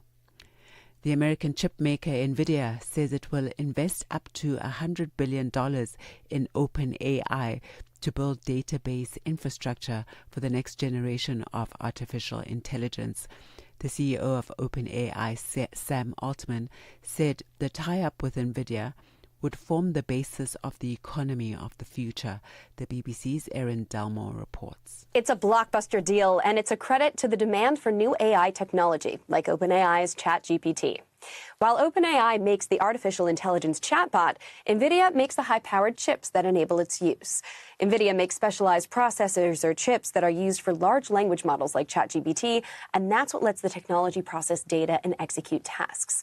So a deal like this brings the two technology giants closer together. NVIDIA reportedly is receiving a stake in OpenAI as part of the deal. And now taking a look at the indicators this morning, $1 in Nigeria is trading at 1,493 naira. In Botswana, it's 13 pula 17. Kenya, the dollar is trading at 128 shilling 52. And in Zambia, it's 23 kwacha 70. Looking at the BRICS countries, $1 in Brazil is trading at 5 real 33. In Russia, it's 83 rubles 37. In India, 88 rupees 24. China, 7 yuan 11, and South Africa, $1 is trading at 17 rand 32 cents this morning. $1 is trading at 74 pence to the British pound and 84 to the euro. Looking at commodities, gold is trading at $3,746 and platinum $1,417 per ounce, while Brent crude oil is at $66.19 a barrel. Those are your business news at this hour. I'll be back with more in the next hour. For any business stories you'd like to share with us, please send an email to newsroom@channelafrica.co.za or give us a call on +2711 714 4459. For Channel Africa Business, I am Buntle Headbush. Business News on Channel Africa. The African Perspective.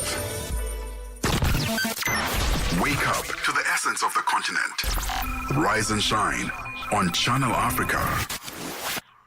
In a major milestone for global energy markets, Nigeria's massive Dangote refinery has exported its first shipment of gasoline to the United States. The delivery, handled by commodities giant Vitol and U.S. distributor Sunoco, marks a new chapter in Africa's role as an emerging fuel exporter. The tanker Gemini Pearl transported about 320,000 barrels of gasoline to Sunoco's terminal in Linden, New Jersey. But how significant is the Dangote refinery's first U.S.-bound gasoline shipment for Nigeria's broader economic stability? Channel Africa's economics reporter Innocent Simusa takes a look. The $19 billion Dangote refinery, after years of delays, is now drastically altering energy dynamics.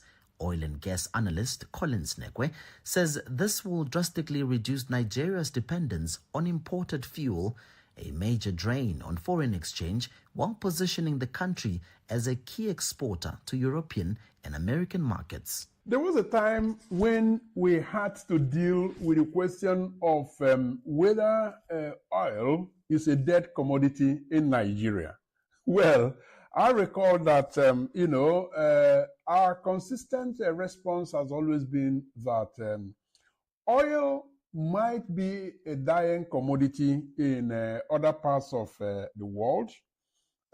Certainly in Nigeria, it is not a dead commodity. It is a commodity that supports many sectors of the economy. And so, bringing it home in specific terms to the Dangote refinery's first U.S.-bound gasoline shipment, I would say that it is more than symbolic. It is actually extremely strategic. With the world shifting to renewables, how can Nigeria ensure the Dangote refinery remains economically sustainable? Nekwe explains. Long-term sustainability is key here. Today's milestone is historic, but tomorrow's reality is a green economy for Nigeria. There are no two ways around this. Now, if you view this development side by side other energy market developments in Nigeria, take for instance the return of Brazil's state oil company Petrobras. An MOU was signed recently by the two heads of states, which is positioned to be injecting fresh capital new skills and more impetus into the Nigerian market. Meanwhile, Dr. Victoria Nalule, CEO of Nalule Energy, says with Nigeria now exporting refined products to advanced markets like the US, the move elevates Africa's position in global energy value chains. The Dangote refinery's first gasoline export to the US marks a major milestone for not only Nigeria but also for Africa at large, especially in the energy sector. The first major benefit for the country is foreign exchange relief, because by reducing reliance on imported fuels and earning foreign exchange from exports, Nigeria eases pressure on its currency and improves its trade balance. The other benefit is with respect to boosting trade revenue, because exporting higher value refined products increases revenue per barrel compared to crude oil, strengthening public finance and enabling more domestic revenue.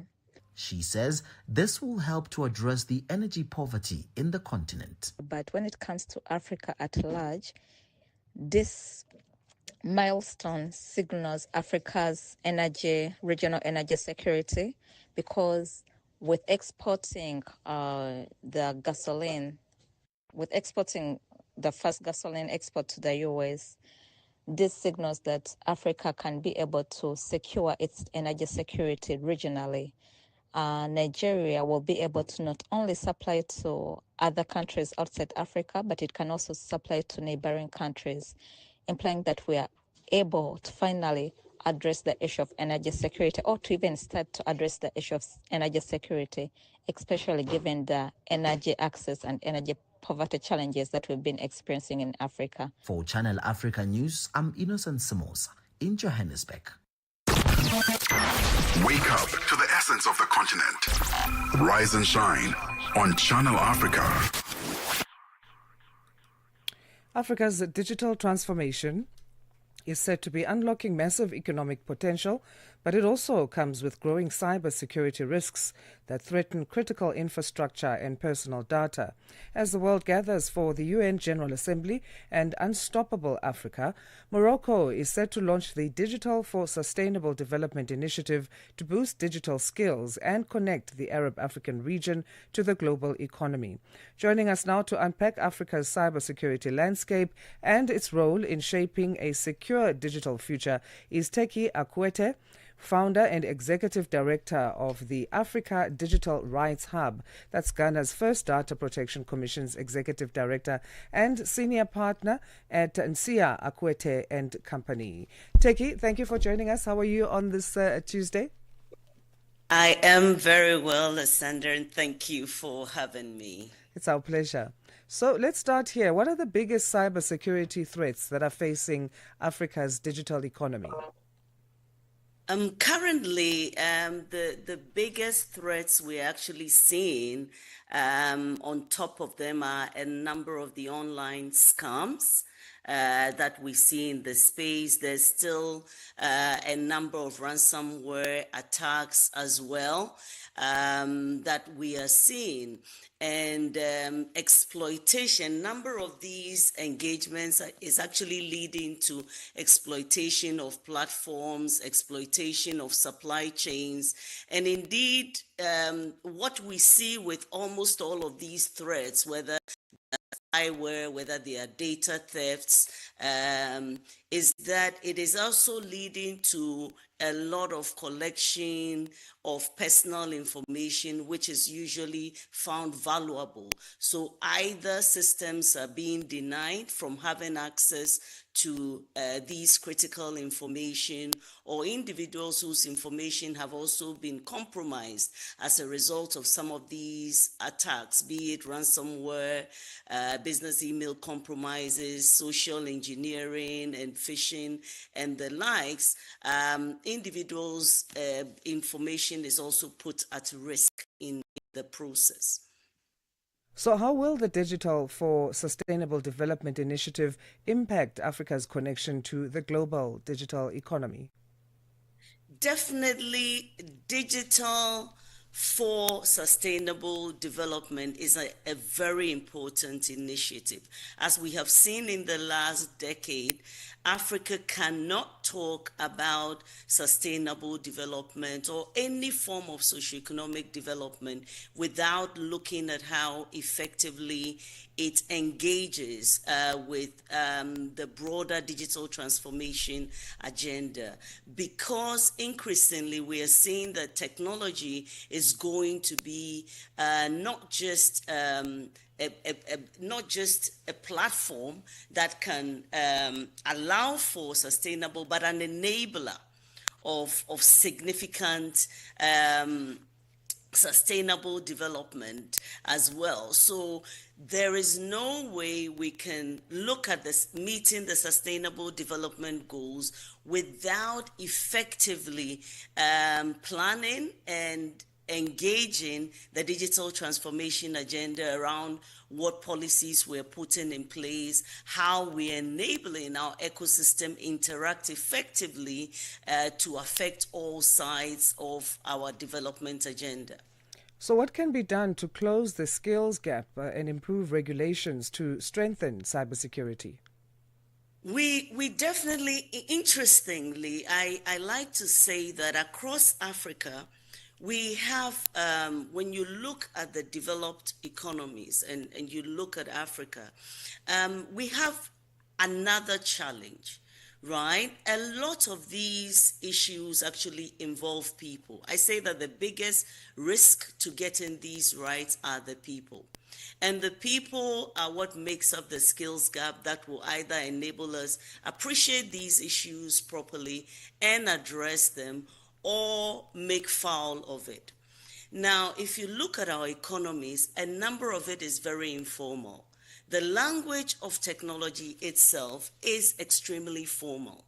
And so education and skills, improving the skills gap is critical, to actually bridging the digital divide that we continue to see if we want to use technology as a way to boost that. Without that, we will continue to see increasing digital divide, which equally affects technological advancement in our various economies as well. So what will the partnerships or collaborations that are most critical be in building digital resilience? So I see the role of civil society as very critical to this. Government is important, no doubt private sector that actually hones and these technologies and brings them to fore is important. But government, for instance, is significant in creating the right enabling environment that actually allows both private sector and civil society to thrive.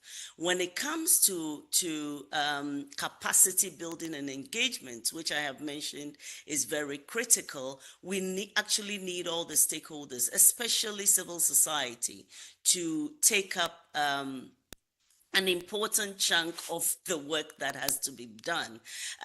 We are increasingly seeing this at Africa Digital Rights that, for instance, when you're looking at data protection, which also itself pushes for things like cybersecurity and safety when it comes to protecting personal data, we're increasingly seeing that there is still a significant gap, both for the ordinary person to understand and put in place basic mechanisms actually to protect their information. Is not there. And then you look at businesses, you look at young businesses, which is a critical part of our economic ecosystem, also not having the resources or the knowledge and the skill set to drive that. And these are some of the things that I believe civil society can actually take a lead on in really helping shape the skills and knowledge that is actually required for the sector. Teki, thank you so much again for your time, and we appreciate your valuable analysis. Thank you so much, too. Bye. My Teki Akwete is founder and executive director of the Africa Digital Rights Hub. It's Ghana's first data protection commission. She's executive director and senior partner at Nsia Akwete and Company as well. Ahoy, matey! Captain here to help, right, boys? Set sail with us on a digital voyage like no other. Channel Africa has a treasure trove of awesomeness. That is our website and social media pages. Tell me, why are you here? We want you to be part of our adventure. The winds are changing, Captain.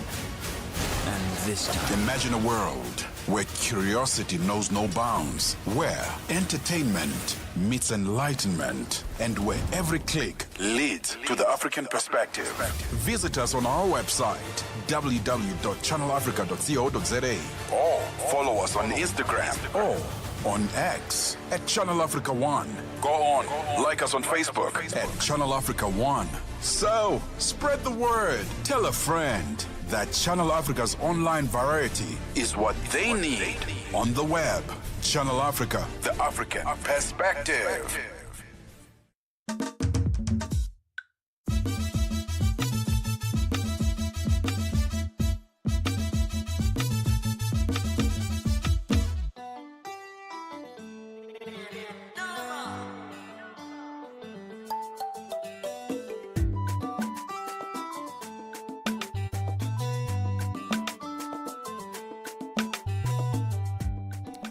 It is now 8 o'clock Central African time. Good morning. If you've just joined us, this is Rise and Shine here on Channel Africa. My name is Asanda Beda. Get in touch with us on our social media platforms. At Channel Africa One is our handle.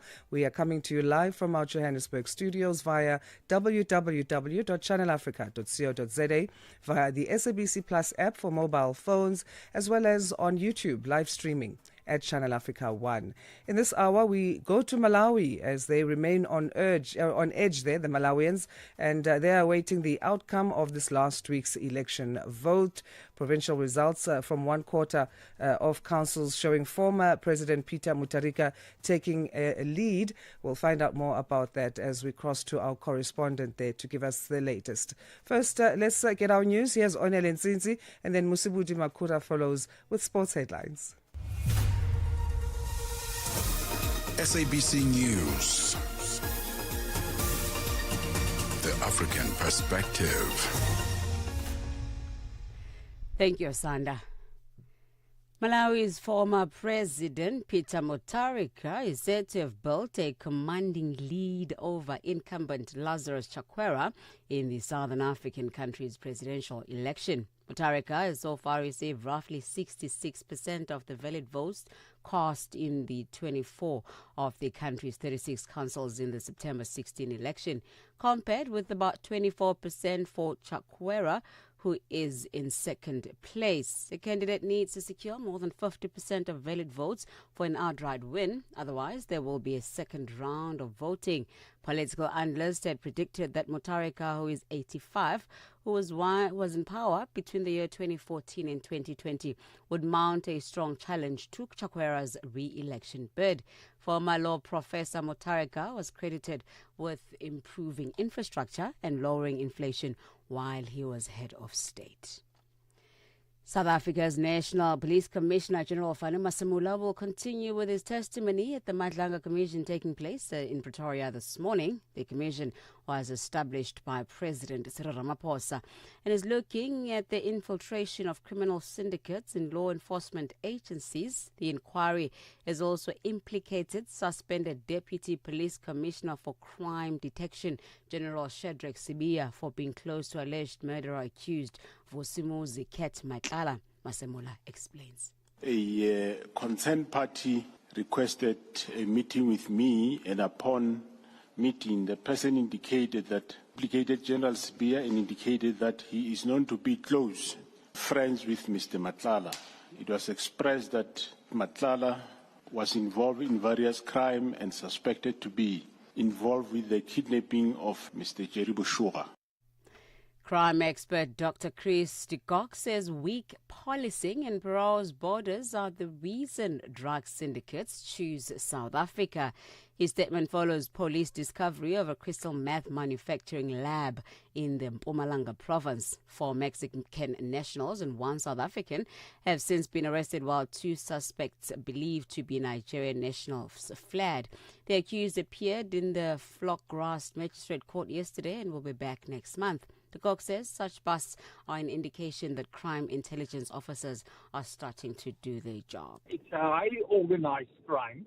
You will always find that there's syndicates involved in it. It is strange that there's more that we see foreigners involved in this activity. But you remember, drug is an international thing, and they will choose.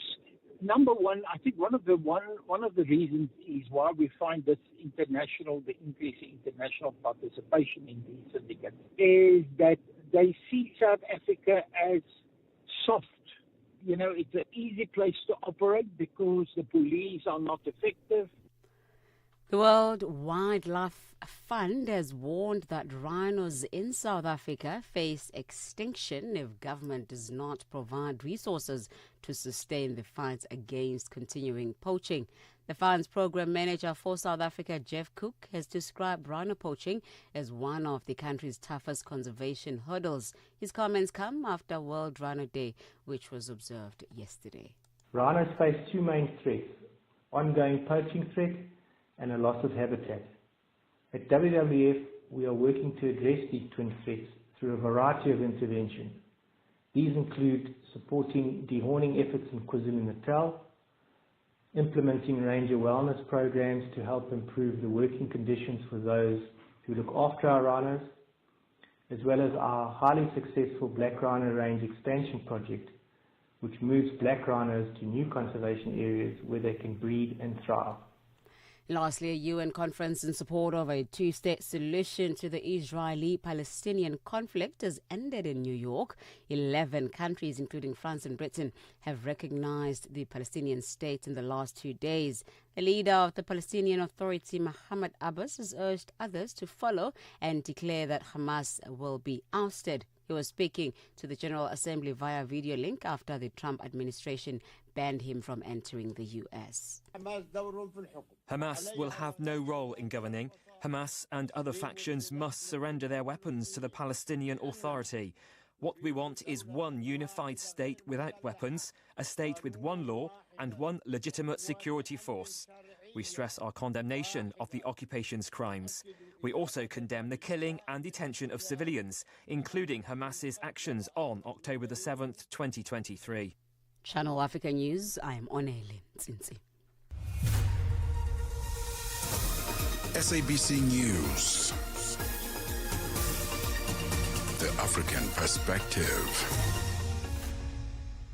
And coming up in your sports news this hour, Amajita get a rousing send-off to the World Cup in Chile last night, while record numbers at the recently concluded World Athletics Championships. Details coming up at the bottom of the hour. Wake up to the essence of the continent. Rise and shine on Channel Africa. South Africa's President Cyril Ramaphosa has congratulated France and all other nations that have formally recognized the state of Palestine. He was speaking at a special summit on the 2-state solution held during the high-level segment of the United Nations General Assembly in New York. Ramaphosa called it a moment of great significance, not only for the people of Palestine and Israel, but for all people who cherish the ideal of freedom and self-determination. Sherwin Price-Peace reports. France joined several Western countries in formally recognizing the state of Palestine after the United Kingdom, Canada, Australia, and Portugal affirmed their recognition at the weekend. Listen to President Emmanuel Macron. Nous devons tout faire pour préserver la possibilité même. We must do everything within our power to preserve the very possibility of a 2-state solution. Israel and Palestine living side by side in peace and security. The time has come. This is why true to the historic commitment of my country to the Middle East, to peace between the Israelis and the Palestinians. This is why I declare that today France recognizes the state of Palestine. The move was welcomed by South Africa's president. I'd like to congratulate the President of France, President Macron, for today announcing a very bold decision to support the long overdue creation and the recognition of the sovereign state of Palestine. President Macron, I stand here to congratulate you and to congratulate others who have taken this step. South Africa reiterates its firm commitment to the creation of a contiguous Palestinian state existing peacefully side by side with the State of Israel along the 1967 borders with East Jerusalem as its capital. President Ramaphosa called for all UN member states to follow suit and to act in solidarity with Palestinians, including 5 specific asks: global recognition of Palestine and its sovereignty and territorial integrity, an immediate ceasefire, and an end to what he referred to as a genocide in Gaza, and the release of all hostages held by Hamas, in addition to Palestinian prisoners held by Israel.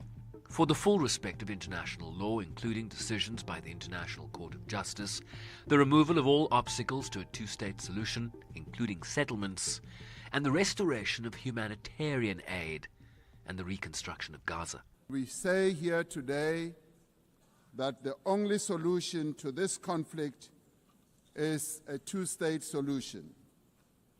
The viability of a two-state solution depends on full and universal respect for international law.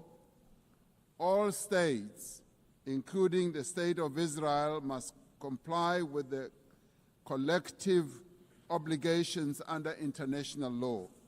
Palestinian President Mahmoud Abbas was denied a visa by the United States and addressed the summit virtually, a move viewed as a violation of the UN headquarters agreement with the US.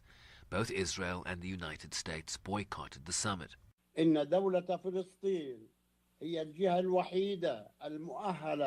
The state of Palestine is the only entity eligible to assume full responsibility for governance and security in Gaza. This comes through an interim administrative committee affiliated to the Palestinian government in the West Bank with Arab and international support and participation. Hamas will have no role in governing. Hamas and other factions must surrender their weapons to the Palestinian Authority. What we want is one unified state without weapons, a state with one law and one legitimate security forces.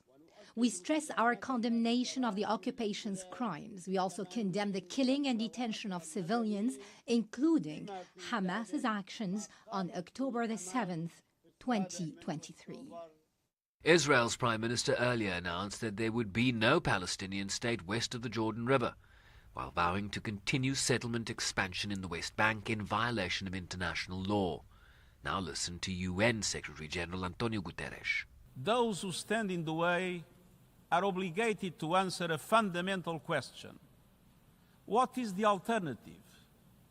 A one-state scenario where Palestinians are denied basic rights, expelled from their homes and their land, forced to live under perpetual occupation, discrimination, and subjugation? How is this possible in the 21st century? How is it acceptable? This is neither peace nor justice. It will only increase the growing isolation of Israel on the global stage. Several other countries, including Malta and Monaco, were also expected to recognize a Palestinian state, but direct negotiations between Israel and Palestine towards two states living side by side in peace and security have not happened in more than a decade. I'm Sherman Bryce-Pease in New York. Wake up to the essence of the continent. Rise and shine on Channel Africa. Malawi's former president Peter Mutharika has built a commanding lead over incumbent Lazarus Chakwera. Vote counting continues following last week's general election. Provisional results from two-thirds of councils show Mutharika received roughly 66% of the valid votes cast in 24 of the country's 36 councils, compared with about 24% for Chakwera, who is in second place.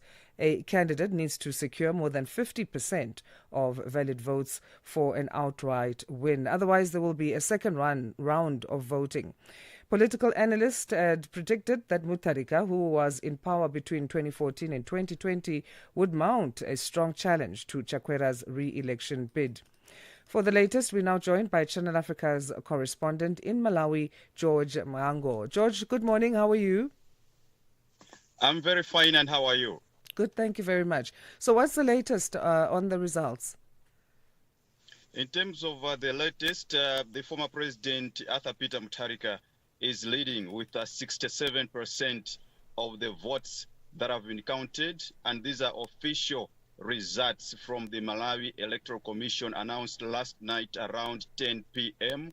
And we're talking about Peter Mutharika currently amassing about 2.1 million votes out of the 3.1 million that have been tallied by the Electoral Commission, meaning to say that if definitely the Commission is going to declare him winner, it means he has to only amass 200,000 votes, which definitely is going to be an uphill task for incumbent President Lazarus Chakwera, who has only managed to secure about 900,000 votes. For him to be declared winner, Chakwera, it means he has to get about 1.6 million votes at the moment. So we're looking at the councils. We have 36 district councils, and the Electoral Commission has verified about 24 councils, meaning to say we are left out with 12 councils where definitely Peter Mutharika, the former president,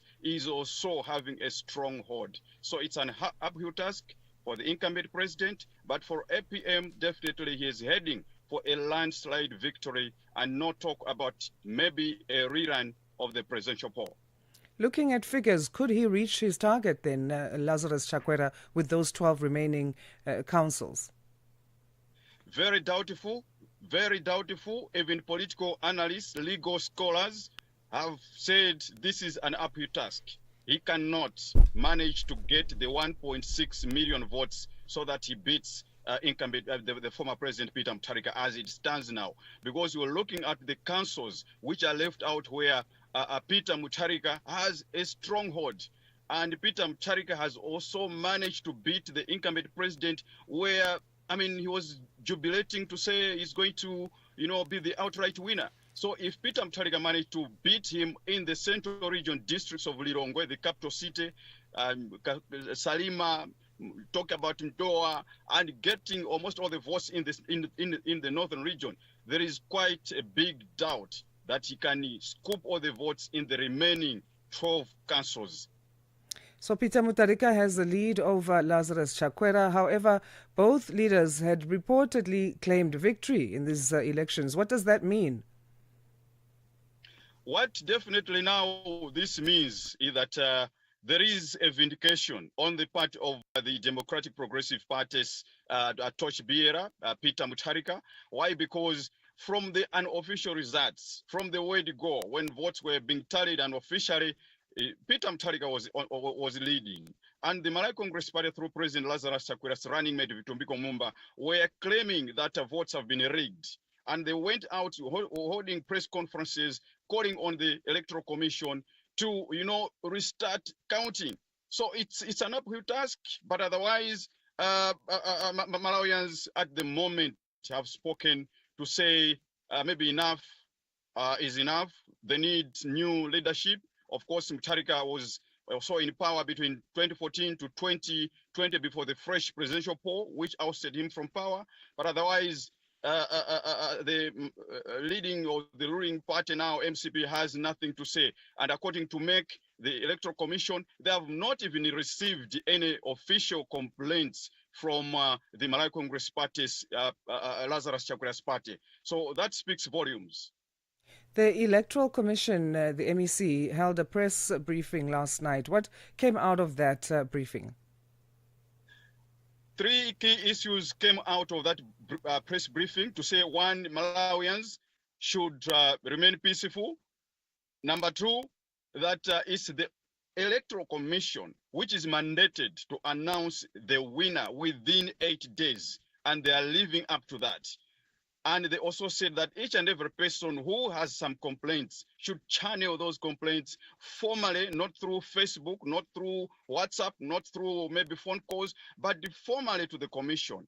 And it also indicated that they will indeed ensure that within the specified days of 8 days, as per the country's electoral laws, they'll be able to announce the results. So with the 12 councils remaining, each and every Malawian is looking forward to saying that maybe this evening, around 10 o'clock or so, they will be able to announce the final council's results and then possibly declare the winner, if that is indeed within the confines of what the Electoral Commission has told the nation last night. How accessible and clear has the vote counting process been to the public as well as observers? Very clear. Why? Because all political parties had representation at any polling station. They had monitors. They had political party leaders responsible in their own capacity. The observer missions, say from SADC, Commonwealth, AU, were also on the ground. So when the voting, voting ended at 4 p.m. on that Tuesday, they had to sit and start counting. After counting, they had to tally. Each and every person representing a political party would sign for that result sheet, which was being sent to the main tally center in the administrative capital, Lilongwe. And MEC had to say, okay, fine, these are the results, the manual or the physical results. They would tally them with those ones sent through electronic move. So that's how transparent MEC has been, involving the bona fide political party leaders or monitors, even the electoral observer teams, just like itself. So that's how transparent it has been. And this was also the message prior to the polls, to say this is how they are going to handle the election result counting, just like maybe processes leading to the official results announcement. So both the incumbent party and opposition political party, the United Democratic Front, had filed complaints to this Electoral Commission. The opposition was seeking a release of all signed tally sheets to be made public. How was that handled and responded to? For the former ruling United Democratic Front, through presidential torchbearer Atupele Muluzi, they lodged that complaint indeed, which the Malawi Electoral Commission said is being handled, and it will not even change anything at the moment. As for the Malawi Congress Party, their complaints were basically on the fact that indeed a recount has to start afresh because of rigging. But for the Electoral Commission, they say they haven't gotten any official complaint to that effect. And that is why there is that call to say if there is any complaint from these political parties, more especially the opposition or the current party ruling, should be able to formally write MEC or send them to regional MEC offices. That is how it has been. Suffice to say that other opposition political parties have already started congratulating Peter Mutharika on the victory. We are talking about the party that was formed by the late Vice President Saulos Chilima, UTM, which was led by the former Reserve Bank Governor Daliso Kabambe. They have congratulated APM, just like Joyce Banda's People's Party. We are talking about the independent political presidential candidates. They have all congratulated Peter Mutharika for the victory. Suffice to say that civil society organizations are also vehemently waiting to hearing about the last outcome of the polls. Any update on the Electoral Commission clerks that were arrested over the weekend? Exactly, an update is that 8 of those are indeed out of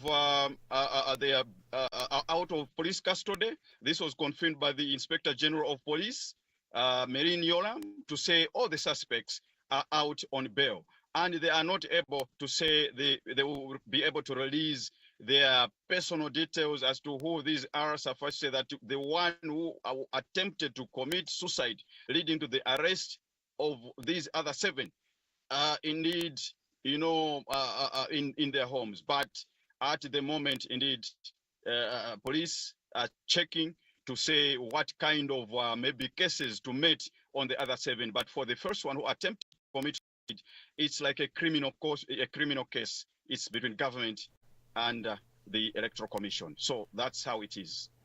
What is word from international observers, particularly when it comes to the steps that the Malawi Electoral Commission took to guard against electoral fraud or any other misconduct during these elections? Number one is the issue of transparency. Why? Because they are saying that it's high time Malawi allowed those people in diaspora to vote online. Number two, it's an issue of having a law that will prevent those that have stood as independent parliamentary candidates to stick by that independency candidature once ushered into parliament. Because as it stands now, what it happens is that these independent candidates, once they are ushered into parliament, they switch parties. They join maybe the opposition or maybe the ruling party. So to that, the observer teams said it's important to have a law that should safeguard the independent candidates to stay as they are until their tenure in the parliamentary office, elapses. So those are the key issues that the observer teams have highlighted to the Malawi authorities. But they say also civic education has to be, fully funded, because as it happened, not many people were reached out in terms of civic education. That is why there are more null and void votes at the moment. What do you expect Mutharika's roadmap to comprise of from here on, as he is currently leading the vote, if he does get declared as the outright winner? The number one thing that he has always said through the political party rally that he had and through the manifesto is to revamp the country's economy in terms of making sure that Malawi generates enough forex so that we have an inflow of goods from abroad, and at the same time we also produce more so that we're able to export to attract that forex. Fuel will not be an issue. That's what they said. They are going to introduce free secondary education. They are also going to introduce more community colleges so that people do not labor going outside their rural areas looking for maybe the training stations in other colleges. So those are the major key issues: revamping the country's economy, looking at the agriculture sector so that Malawi produces more for exports. Those are the key issues. And then education-wise, also a building of more health centers in different areas to ensure that safe motherhood programs, are well handled. But in terms of governance, he indicated that there is going to be a split of power, because there is also an inclusion into his manifesto of having the second vice president. So as it stands now, if he's declared winner, then definitely he will be the president, and Jane Ansah as running mate will be the vice president. Mind you, Jane Ansah was the former MEC chairperson and attorney general. So the second vice president position goes to the partner Alliance for Democracy, and Enoch Chihana definitely is headed for that position should the Electoral Commission indeed announce that the Democratic Progressive Party, DPP, through Arthur Peter Mutharika, are indeed victorious and have amassed a landslide as of this evening. Does Mutharika's plan contribute to a thriving economy in Malawi as you see it, and is it truly based on the concerns of the people of Malawi? I should say, based on quite a number of things and policies that he had, the key highlight is one, dealing with, talking to international organizations like the International Monetary Fund. Because when he was getting out of power, there was that International Monetary Fund policy, the extended credit facility. When Chakwera came into power, he, suspended that. And 2 years later, the IMF extended credit facility came back. And before the polling day, or months before the polling day, Chakwera cancelled the extended credit facility thing, making things worse for a Malawian. So which Peter Mutharika says he is going to initiate a move that IMF policies should also be in his policies, should be taking place, talking to World Bank, because a number of development partners also had withdrawn their aid. He wants to talk to them, like the United States of America. We had USAID pumping funds into health, education, agriculture sectors, which he says he's going to talk to the American embassy for at least maybe a quick revamp of those kind of programs in line with his policies. So Malawians look up to him as somebody with an expertise, they say, and that is why they have given him the more or many votes, because during his time, there was no fuel crisis. During his time, the fertilizer price of a 50 kilogram bag was less than as it is happening now, skyrocketing on a monthly basis. The price of bread, cooking oil were at least reasonable because of some subsidies that his government had.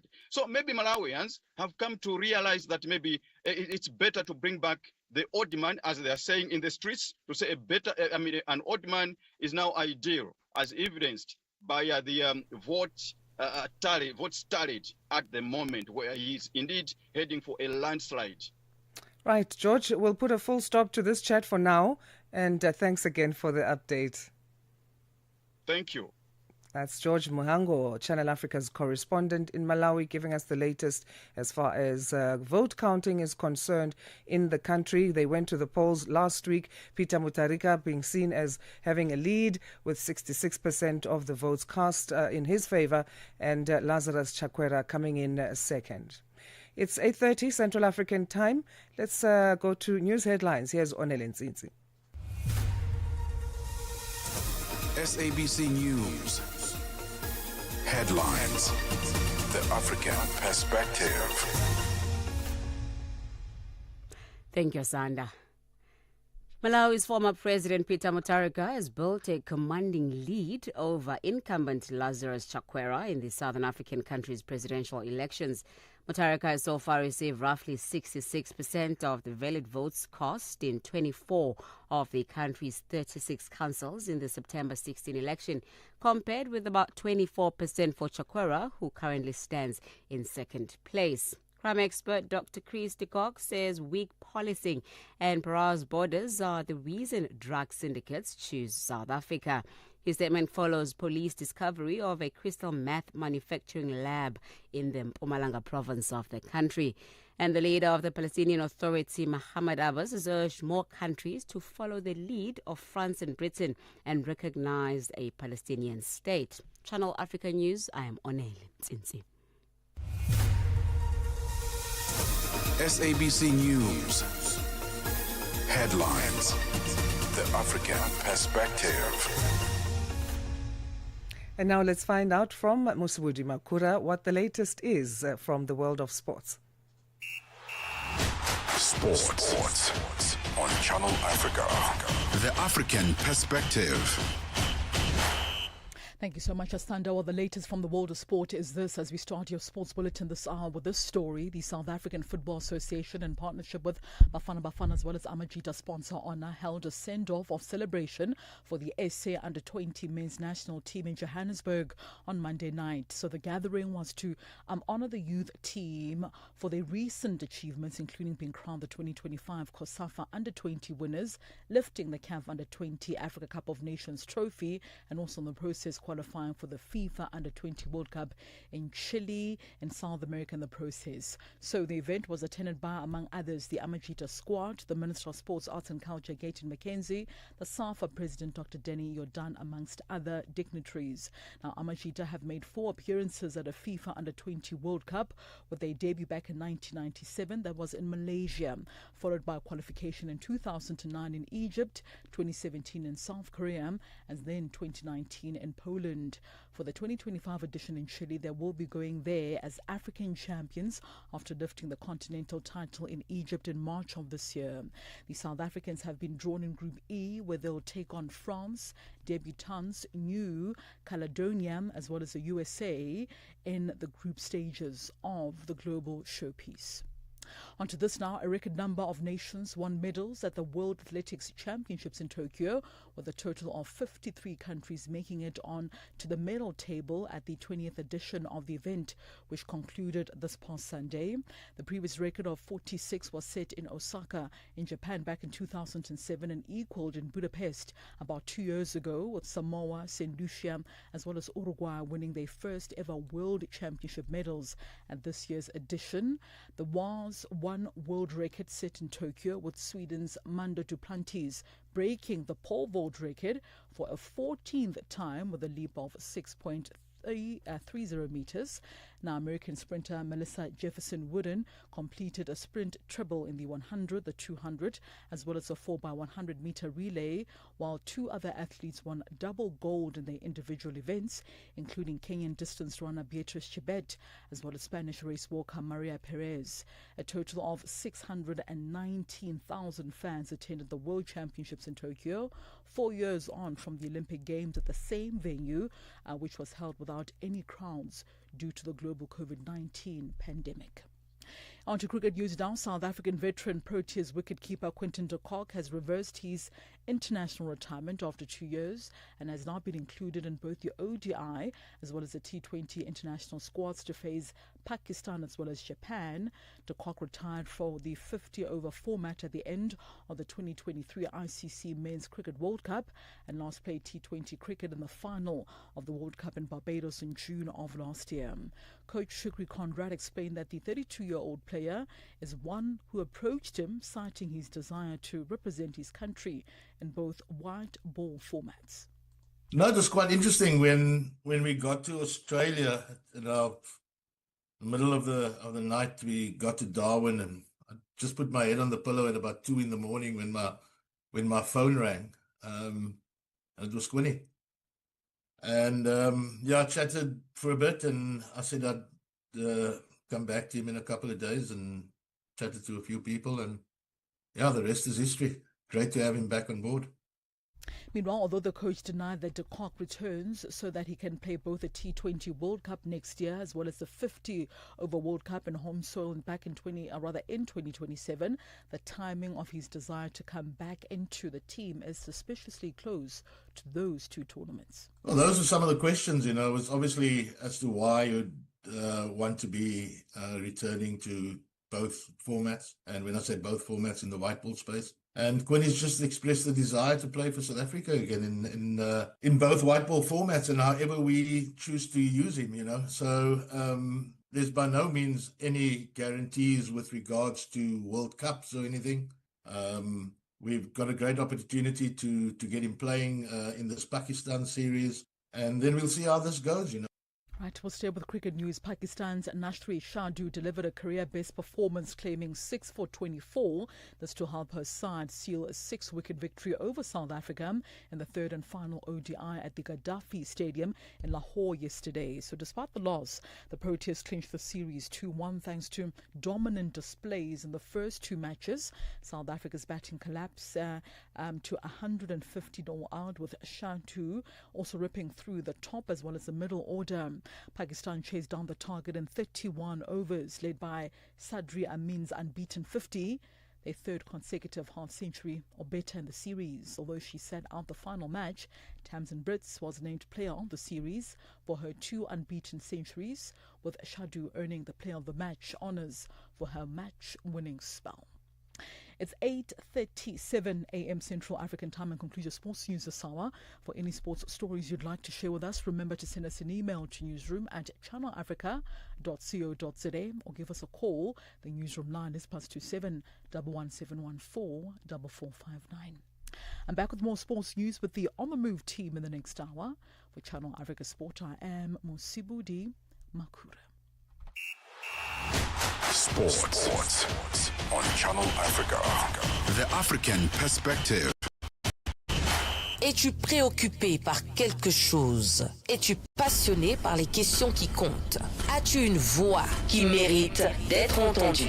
Eh bien, nous avons la plateforme parfaite pour toi. Téléphone-nous ou fais-nous un WhatsApp au +27 66 408 87 42 et nous te rappellerons. Sois dans la conversation. Salut Channel Africa, ici Beno le diamant rouge et Bina l'export depuis le Cameroun, le pays des lions. Voilà.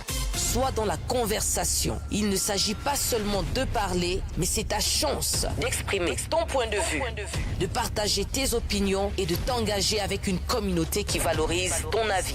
Suivez-nous sur les réseaux sociaux, visitez notre site www.channelafrica.co.za et préparez-vous à partager vos points de vue sur Channel Africa, la perspective africaine. Start your day right with Channel Africa Breakfast. That smells delicious. Live, 5 days a week. Let's find out what's happening in the world of business as we say good morning again to Buntle Headbush.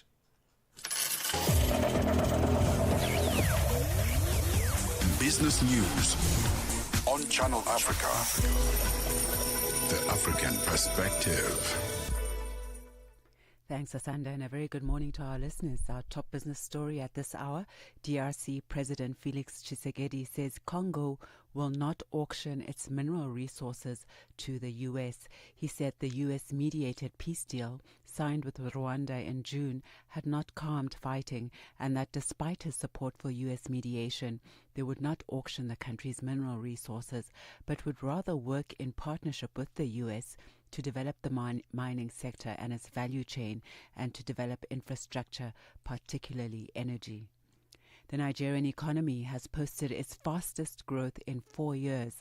According to data from the National Bureau of Statistics, the country's real GDP grew by 4.23% in the second quarter of 2025, its highest quarterly growth rate since the second quarter of 2021, driven largely by a sharp rebound in the oil sector. The oil sector recorded a massive 20% year-on-year growth in the second quarter of 2025. The surge has been attributed to a boost in crude production, with Nigeria pumping an average of 1.68 million barrels per day during the quarter. The Standard Bank Group says South Africa's ability to deliver on its ambitious infrastructure vision in the coming years will depend heavily on securing long-term domestic and foreign investment partnerships. The bank is hosting its 5th South African state-owned companies investment summit in Dubai, where it hopes to connect the Gulf's capital with African infrastructure plans.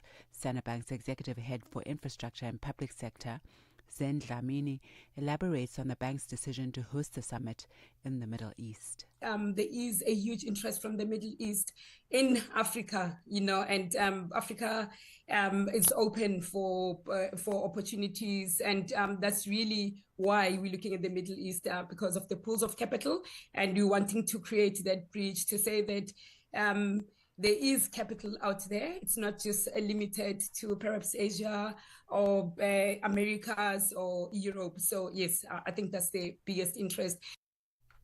South African Minister of Electricity and Energy, Dr. Hussein Zoramokgopa, has allayed fears and concerns by farmers that the upgrade of Valpot's National Radioactive Waste Disposal Facility just outside Springbok in the Northern Cape Province will affect food security due to environmental and health risks.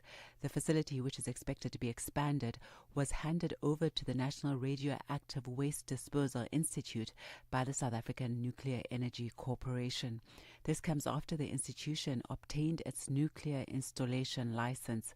Ramokgopa says the waste disposal facility will attract investment for the Namakwa region. So I don't think that there is anything to worry about. There's a robust regime in the country that ensures the protection of everyone, farmers, residents, everyone. We can have assurance that all the necessary measures have been taken. Of course, I mean, part of what we're doing here is to say that the future of nuclear is guaranteed in our country, and we do see this facility transitioning into something significantly more meaningful.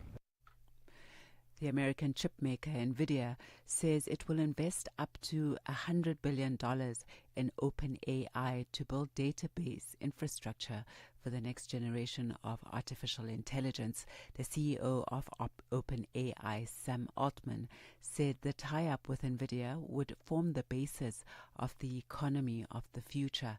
The BBC's Erin Delmore reports. It's a blockbuster deal, and it's a credit to the demand for new AI technology, like OpenAI's ChatGPT. While OpenAI makes the artificial intelligence chatbot, NVIDIA makes the high-powered chips that enable its use. NVIDIA makes specialized processors or chips that are used for large language models like ChatGPT, and that's what lets the technology process data and execute tasks. So a deal like this brings the two technology giants closer together. NVIDIA reportedly is receiving a stake in OpenAI as part of the deal. And now taking a look at the indicators, one US dollar in Nigeria is trading at 1,493 naira this morning. In Botswana, it's at 13 pula 17. Kenya, the dollar is trading at 128 shilling 52. And in Zambia, it's 23 kwacha 70. The BRICS countries, $1 in Brazil is trading at 5 rial 33. Russia, 83 rubles 37. In India, it's 88 rupees 24. China, 7 yuan 11. And South Africa, $1 is trading at 17 rand 32 cents this morning. $1 is trading at 74 pence to the British pound and 84 to the euro. Looking at commodities, gold is trading at $3,746 per ounce. Platinum at $1,417 per ounce, while Brent crude oil is at $66.19 a barrel. And those are your business news. I'll be back with more in the next hour. For any business stories you'd like to share with us, please send us an email to newsroom@channelafrica.co.za or call us on +2711 714 4459. For Channel Africa Business, I am Bontle Hetbush. Business news on Channel Africa. The African perspective. Your morning companion with the stories that matter. This is Rise and Shine on Channel Africa. The strategic city of Nzabira, located in the Walungu territory of South Kivu province, fell under the control of M23 rebels on Monday following violent clashes with the armed forces of the Democratic Republic of the Congo, or the FARDC, supported by their allies, the Wazalendo groups. According to civil societies of Nzabira, in the morning, M23 launched several assaults against positions held by the FARDC and their partners, the Wazalendo fighters. The fighting intensified in several surrounding villages, including Kisaza, Kibanda, Muyange, Karluiza, and Kalongo, causing a massive displacement of the local population, according to witnesses. Jimmy Shakurani Bakomera reports. The city of Nzabira holds a particular importance in this area, known for its mineral wealth in cassiterite and gold. For the Congolese Army FARDC, this city was a crucial point in their struggle against armed groups in the region. Its loss is considered a major operational setback by local forces. On Saturday, September 20th, military officials from the 3rd Defense Zone had already condemned a series of targeted attacks carried out by the AFC-M23 coalition against several localities in the North and South Kivu province, emphasizing the severity of the security situation in these provinces. The army also reported attacks against FARDC's position in the localities of Ndete and Kazinga Nyamaboko grouping in the Masisi territory, North Kivu province, as well as in the localities of Chabombo and Katale, Ziralo grouping in the Buhavu chiefdom of the South Kivu province on September 17th. Furthermore, in the neighboring province of the North Kivu, the FARDC intensified their offensives on Sunday, shelling several positions of the M23 in the territories of Masisi and Walikale. This offensive affected several localities, according to a statement released on Saturday, September 20th, by the spokesperson of this military zone, Major Nestor Mavudisa Kamba Mayoyo. The officer warns that any new attack will no longer be tolerated and will trigger vigorous response from the armed force of the DRC. The IFM-23 rejects all the accusations, deeming them unfounded, and emphasizes that these are maneuvers of the Kinshasa regime aimed at undermining the good governance advocated by this political military movement in the province of North and South Kivu. In a statement made public last weekend, the IFM-23 alerted both national and international public opinion that the coalition forces of Kinshasa regime violently bombed densely populated areas of Bibwe, Nyange, Chitsohembe and their surroundings. Reporting from Goma, Jimmy Shukran Bakomera, Channel Africa News. Nkhanza zokhudza amuna ndi azimayi kapena kuti gender-based violence GBV zikuwononga mioyo komanso kuphwasula midzi. Zikuchitika m'manyumba, m'masukulu, malo ogwirira ntchito ndipo kwambiri mwakachetechete. Koma sizikuyenera kupitirira. Mukazimva yankhulani. Ngati mwakhuzidwa funani chithandizo. Chifukwa kusachita chilichonse sikuthandiza. Mverani kuma wireless onse 14 a SABC kuchokera lachitatu pa 23 mwezi uno wa Julai kuti mumve zokambirana, malangizo, masewero, zionesero za maphunziro ndi mafunso okhuza nkhanza za amuna ndi azimayi ndi akatswiri, anthu opulumuka ku nkhanzazi, kukhazikitsa lamulo komanso dziko lonse lokhuzidwa ndi nkhanzazi. Zonsezi pa wireless yomwe mumayikonda ya SABC. Imbirani pa nambala 0800 428 428 kuti munene za nkhanzazi kapena kupeza chithandizo.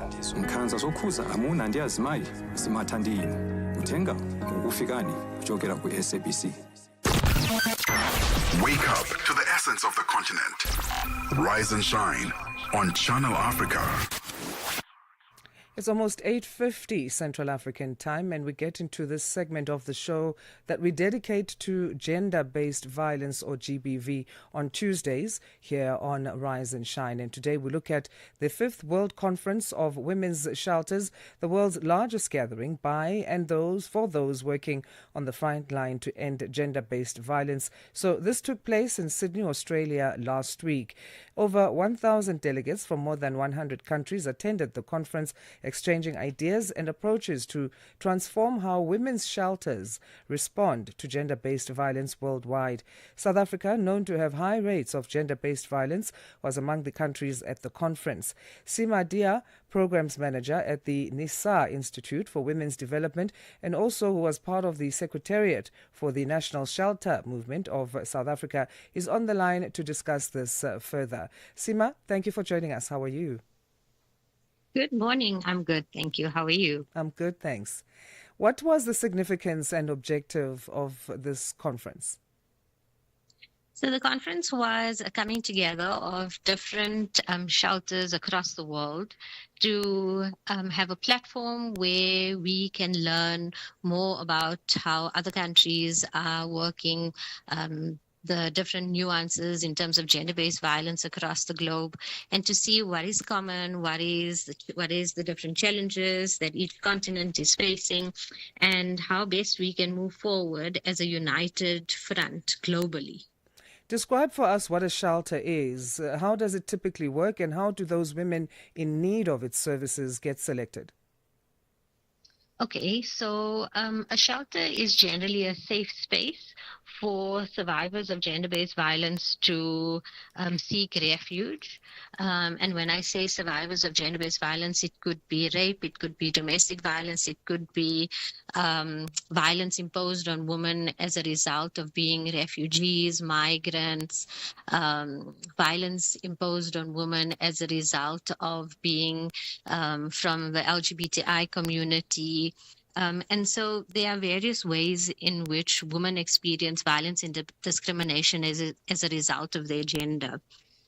So different shelters would take on women and they would have different criteria. For example, the one shelter in South Africa would be able to take on women and their children between the ages of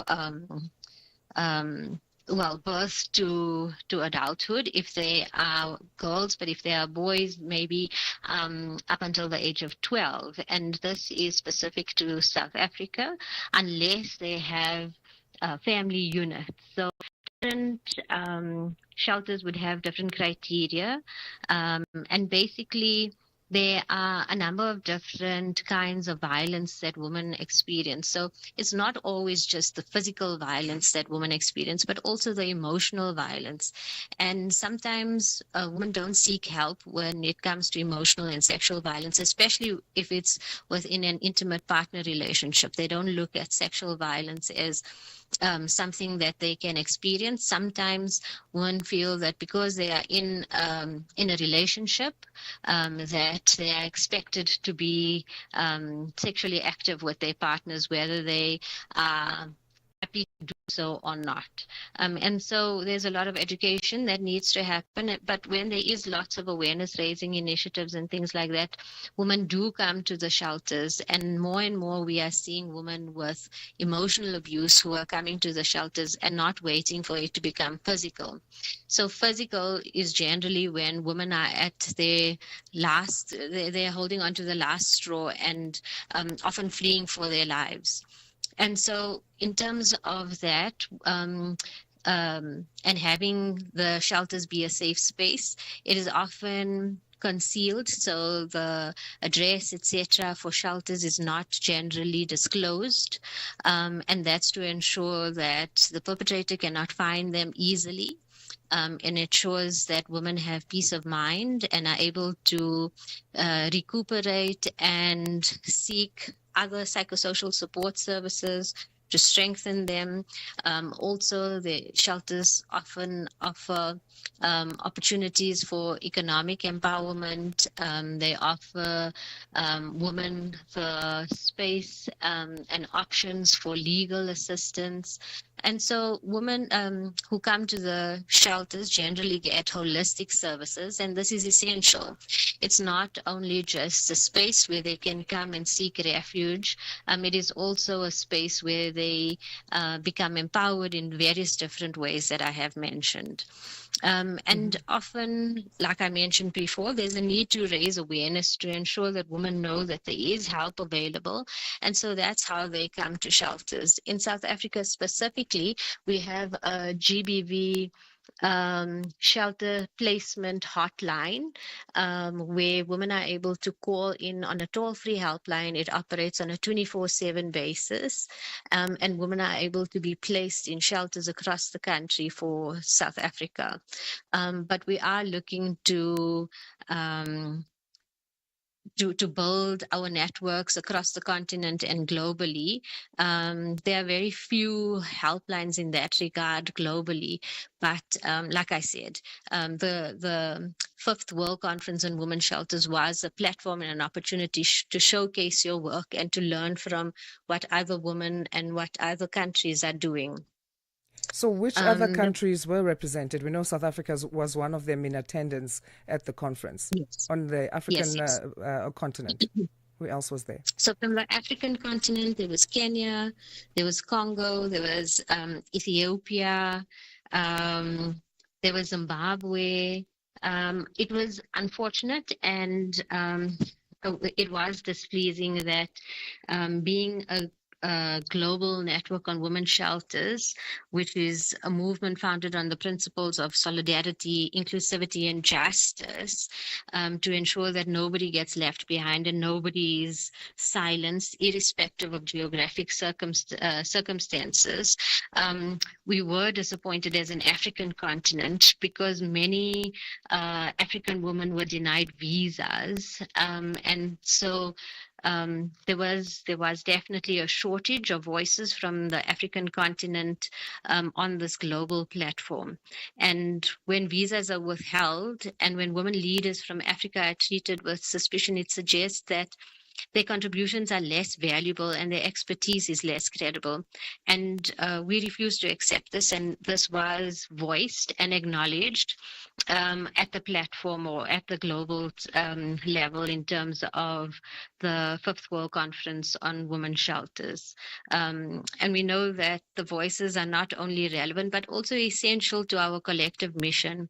And I have to say that, we often feel that Africa is sort of, many of the countries in Africa are third world countries, but in terms of violence against women, I think the work that we are doing is up there in terms of, yes, we have sterling work that we are doing, and many of the shelters in the first world countries can learn a lot from the African countries. Sima, thank you so much for your time, and I'm sure there were some key takeaways that will feed into the next gathering of the World Conference of Women's Shelters there in terms of how we transform the way we look at shelters to better fight against gender-based violence. Thanks again for your time. Thank you so much. Thanks. Sima Dia is Programs Manager at the NISA Institute for Women's Development and also part of the Secretariat for the National Shelter Movement of South Africa, giving us an update in terms of what transpired there at the 5th World Conference of Women's Shelters. And that's the last chat for this Tuesday on Rise and Shine. Coming up, of course, is On the Move here on Channel Africa. Palisa and Benjamin will be giving us that show. Palisa joining us now. Good morning. Good morning, Asanda. Thanks looking good in your for heritage gear. Thank you. Thanks for telling us what's coming up on the show. What can we expect? All right. So what do you think about statues of the colonial and apartheid eras? Because there's a lot of debate around what should happen to those particular statues. Are they relevant today? Should they still be up in those places? So we're going to be exploring alternatives, which is what people are trying to go into conversation to. If not breaking them down, what are other alternatives to actually having them there? Would it be relocating them to museums or adding context to those statues where they stand, so people really understand the history behind it, and other interpretations that we can put in place? So we're going to be discussing that in the first hour of today's show. Today in the Cubicle, we look at the transition between tertiary education, universities, and the work environment, especially through career services within the institutions, and where students can go to really find help in transitioning between maybe schooling and internships and other forms of work environment from that particular tertiary school environment. Okay. And then we wrap up in our final hour with our Money Matters feature. As usual, we're going into the things where we speak about money. And today, in today's money conversations, we're speaking about breaking away from financial self-sabotage. All right, that's coming up on The Move. Stay tuned for that here on Channel Africa.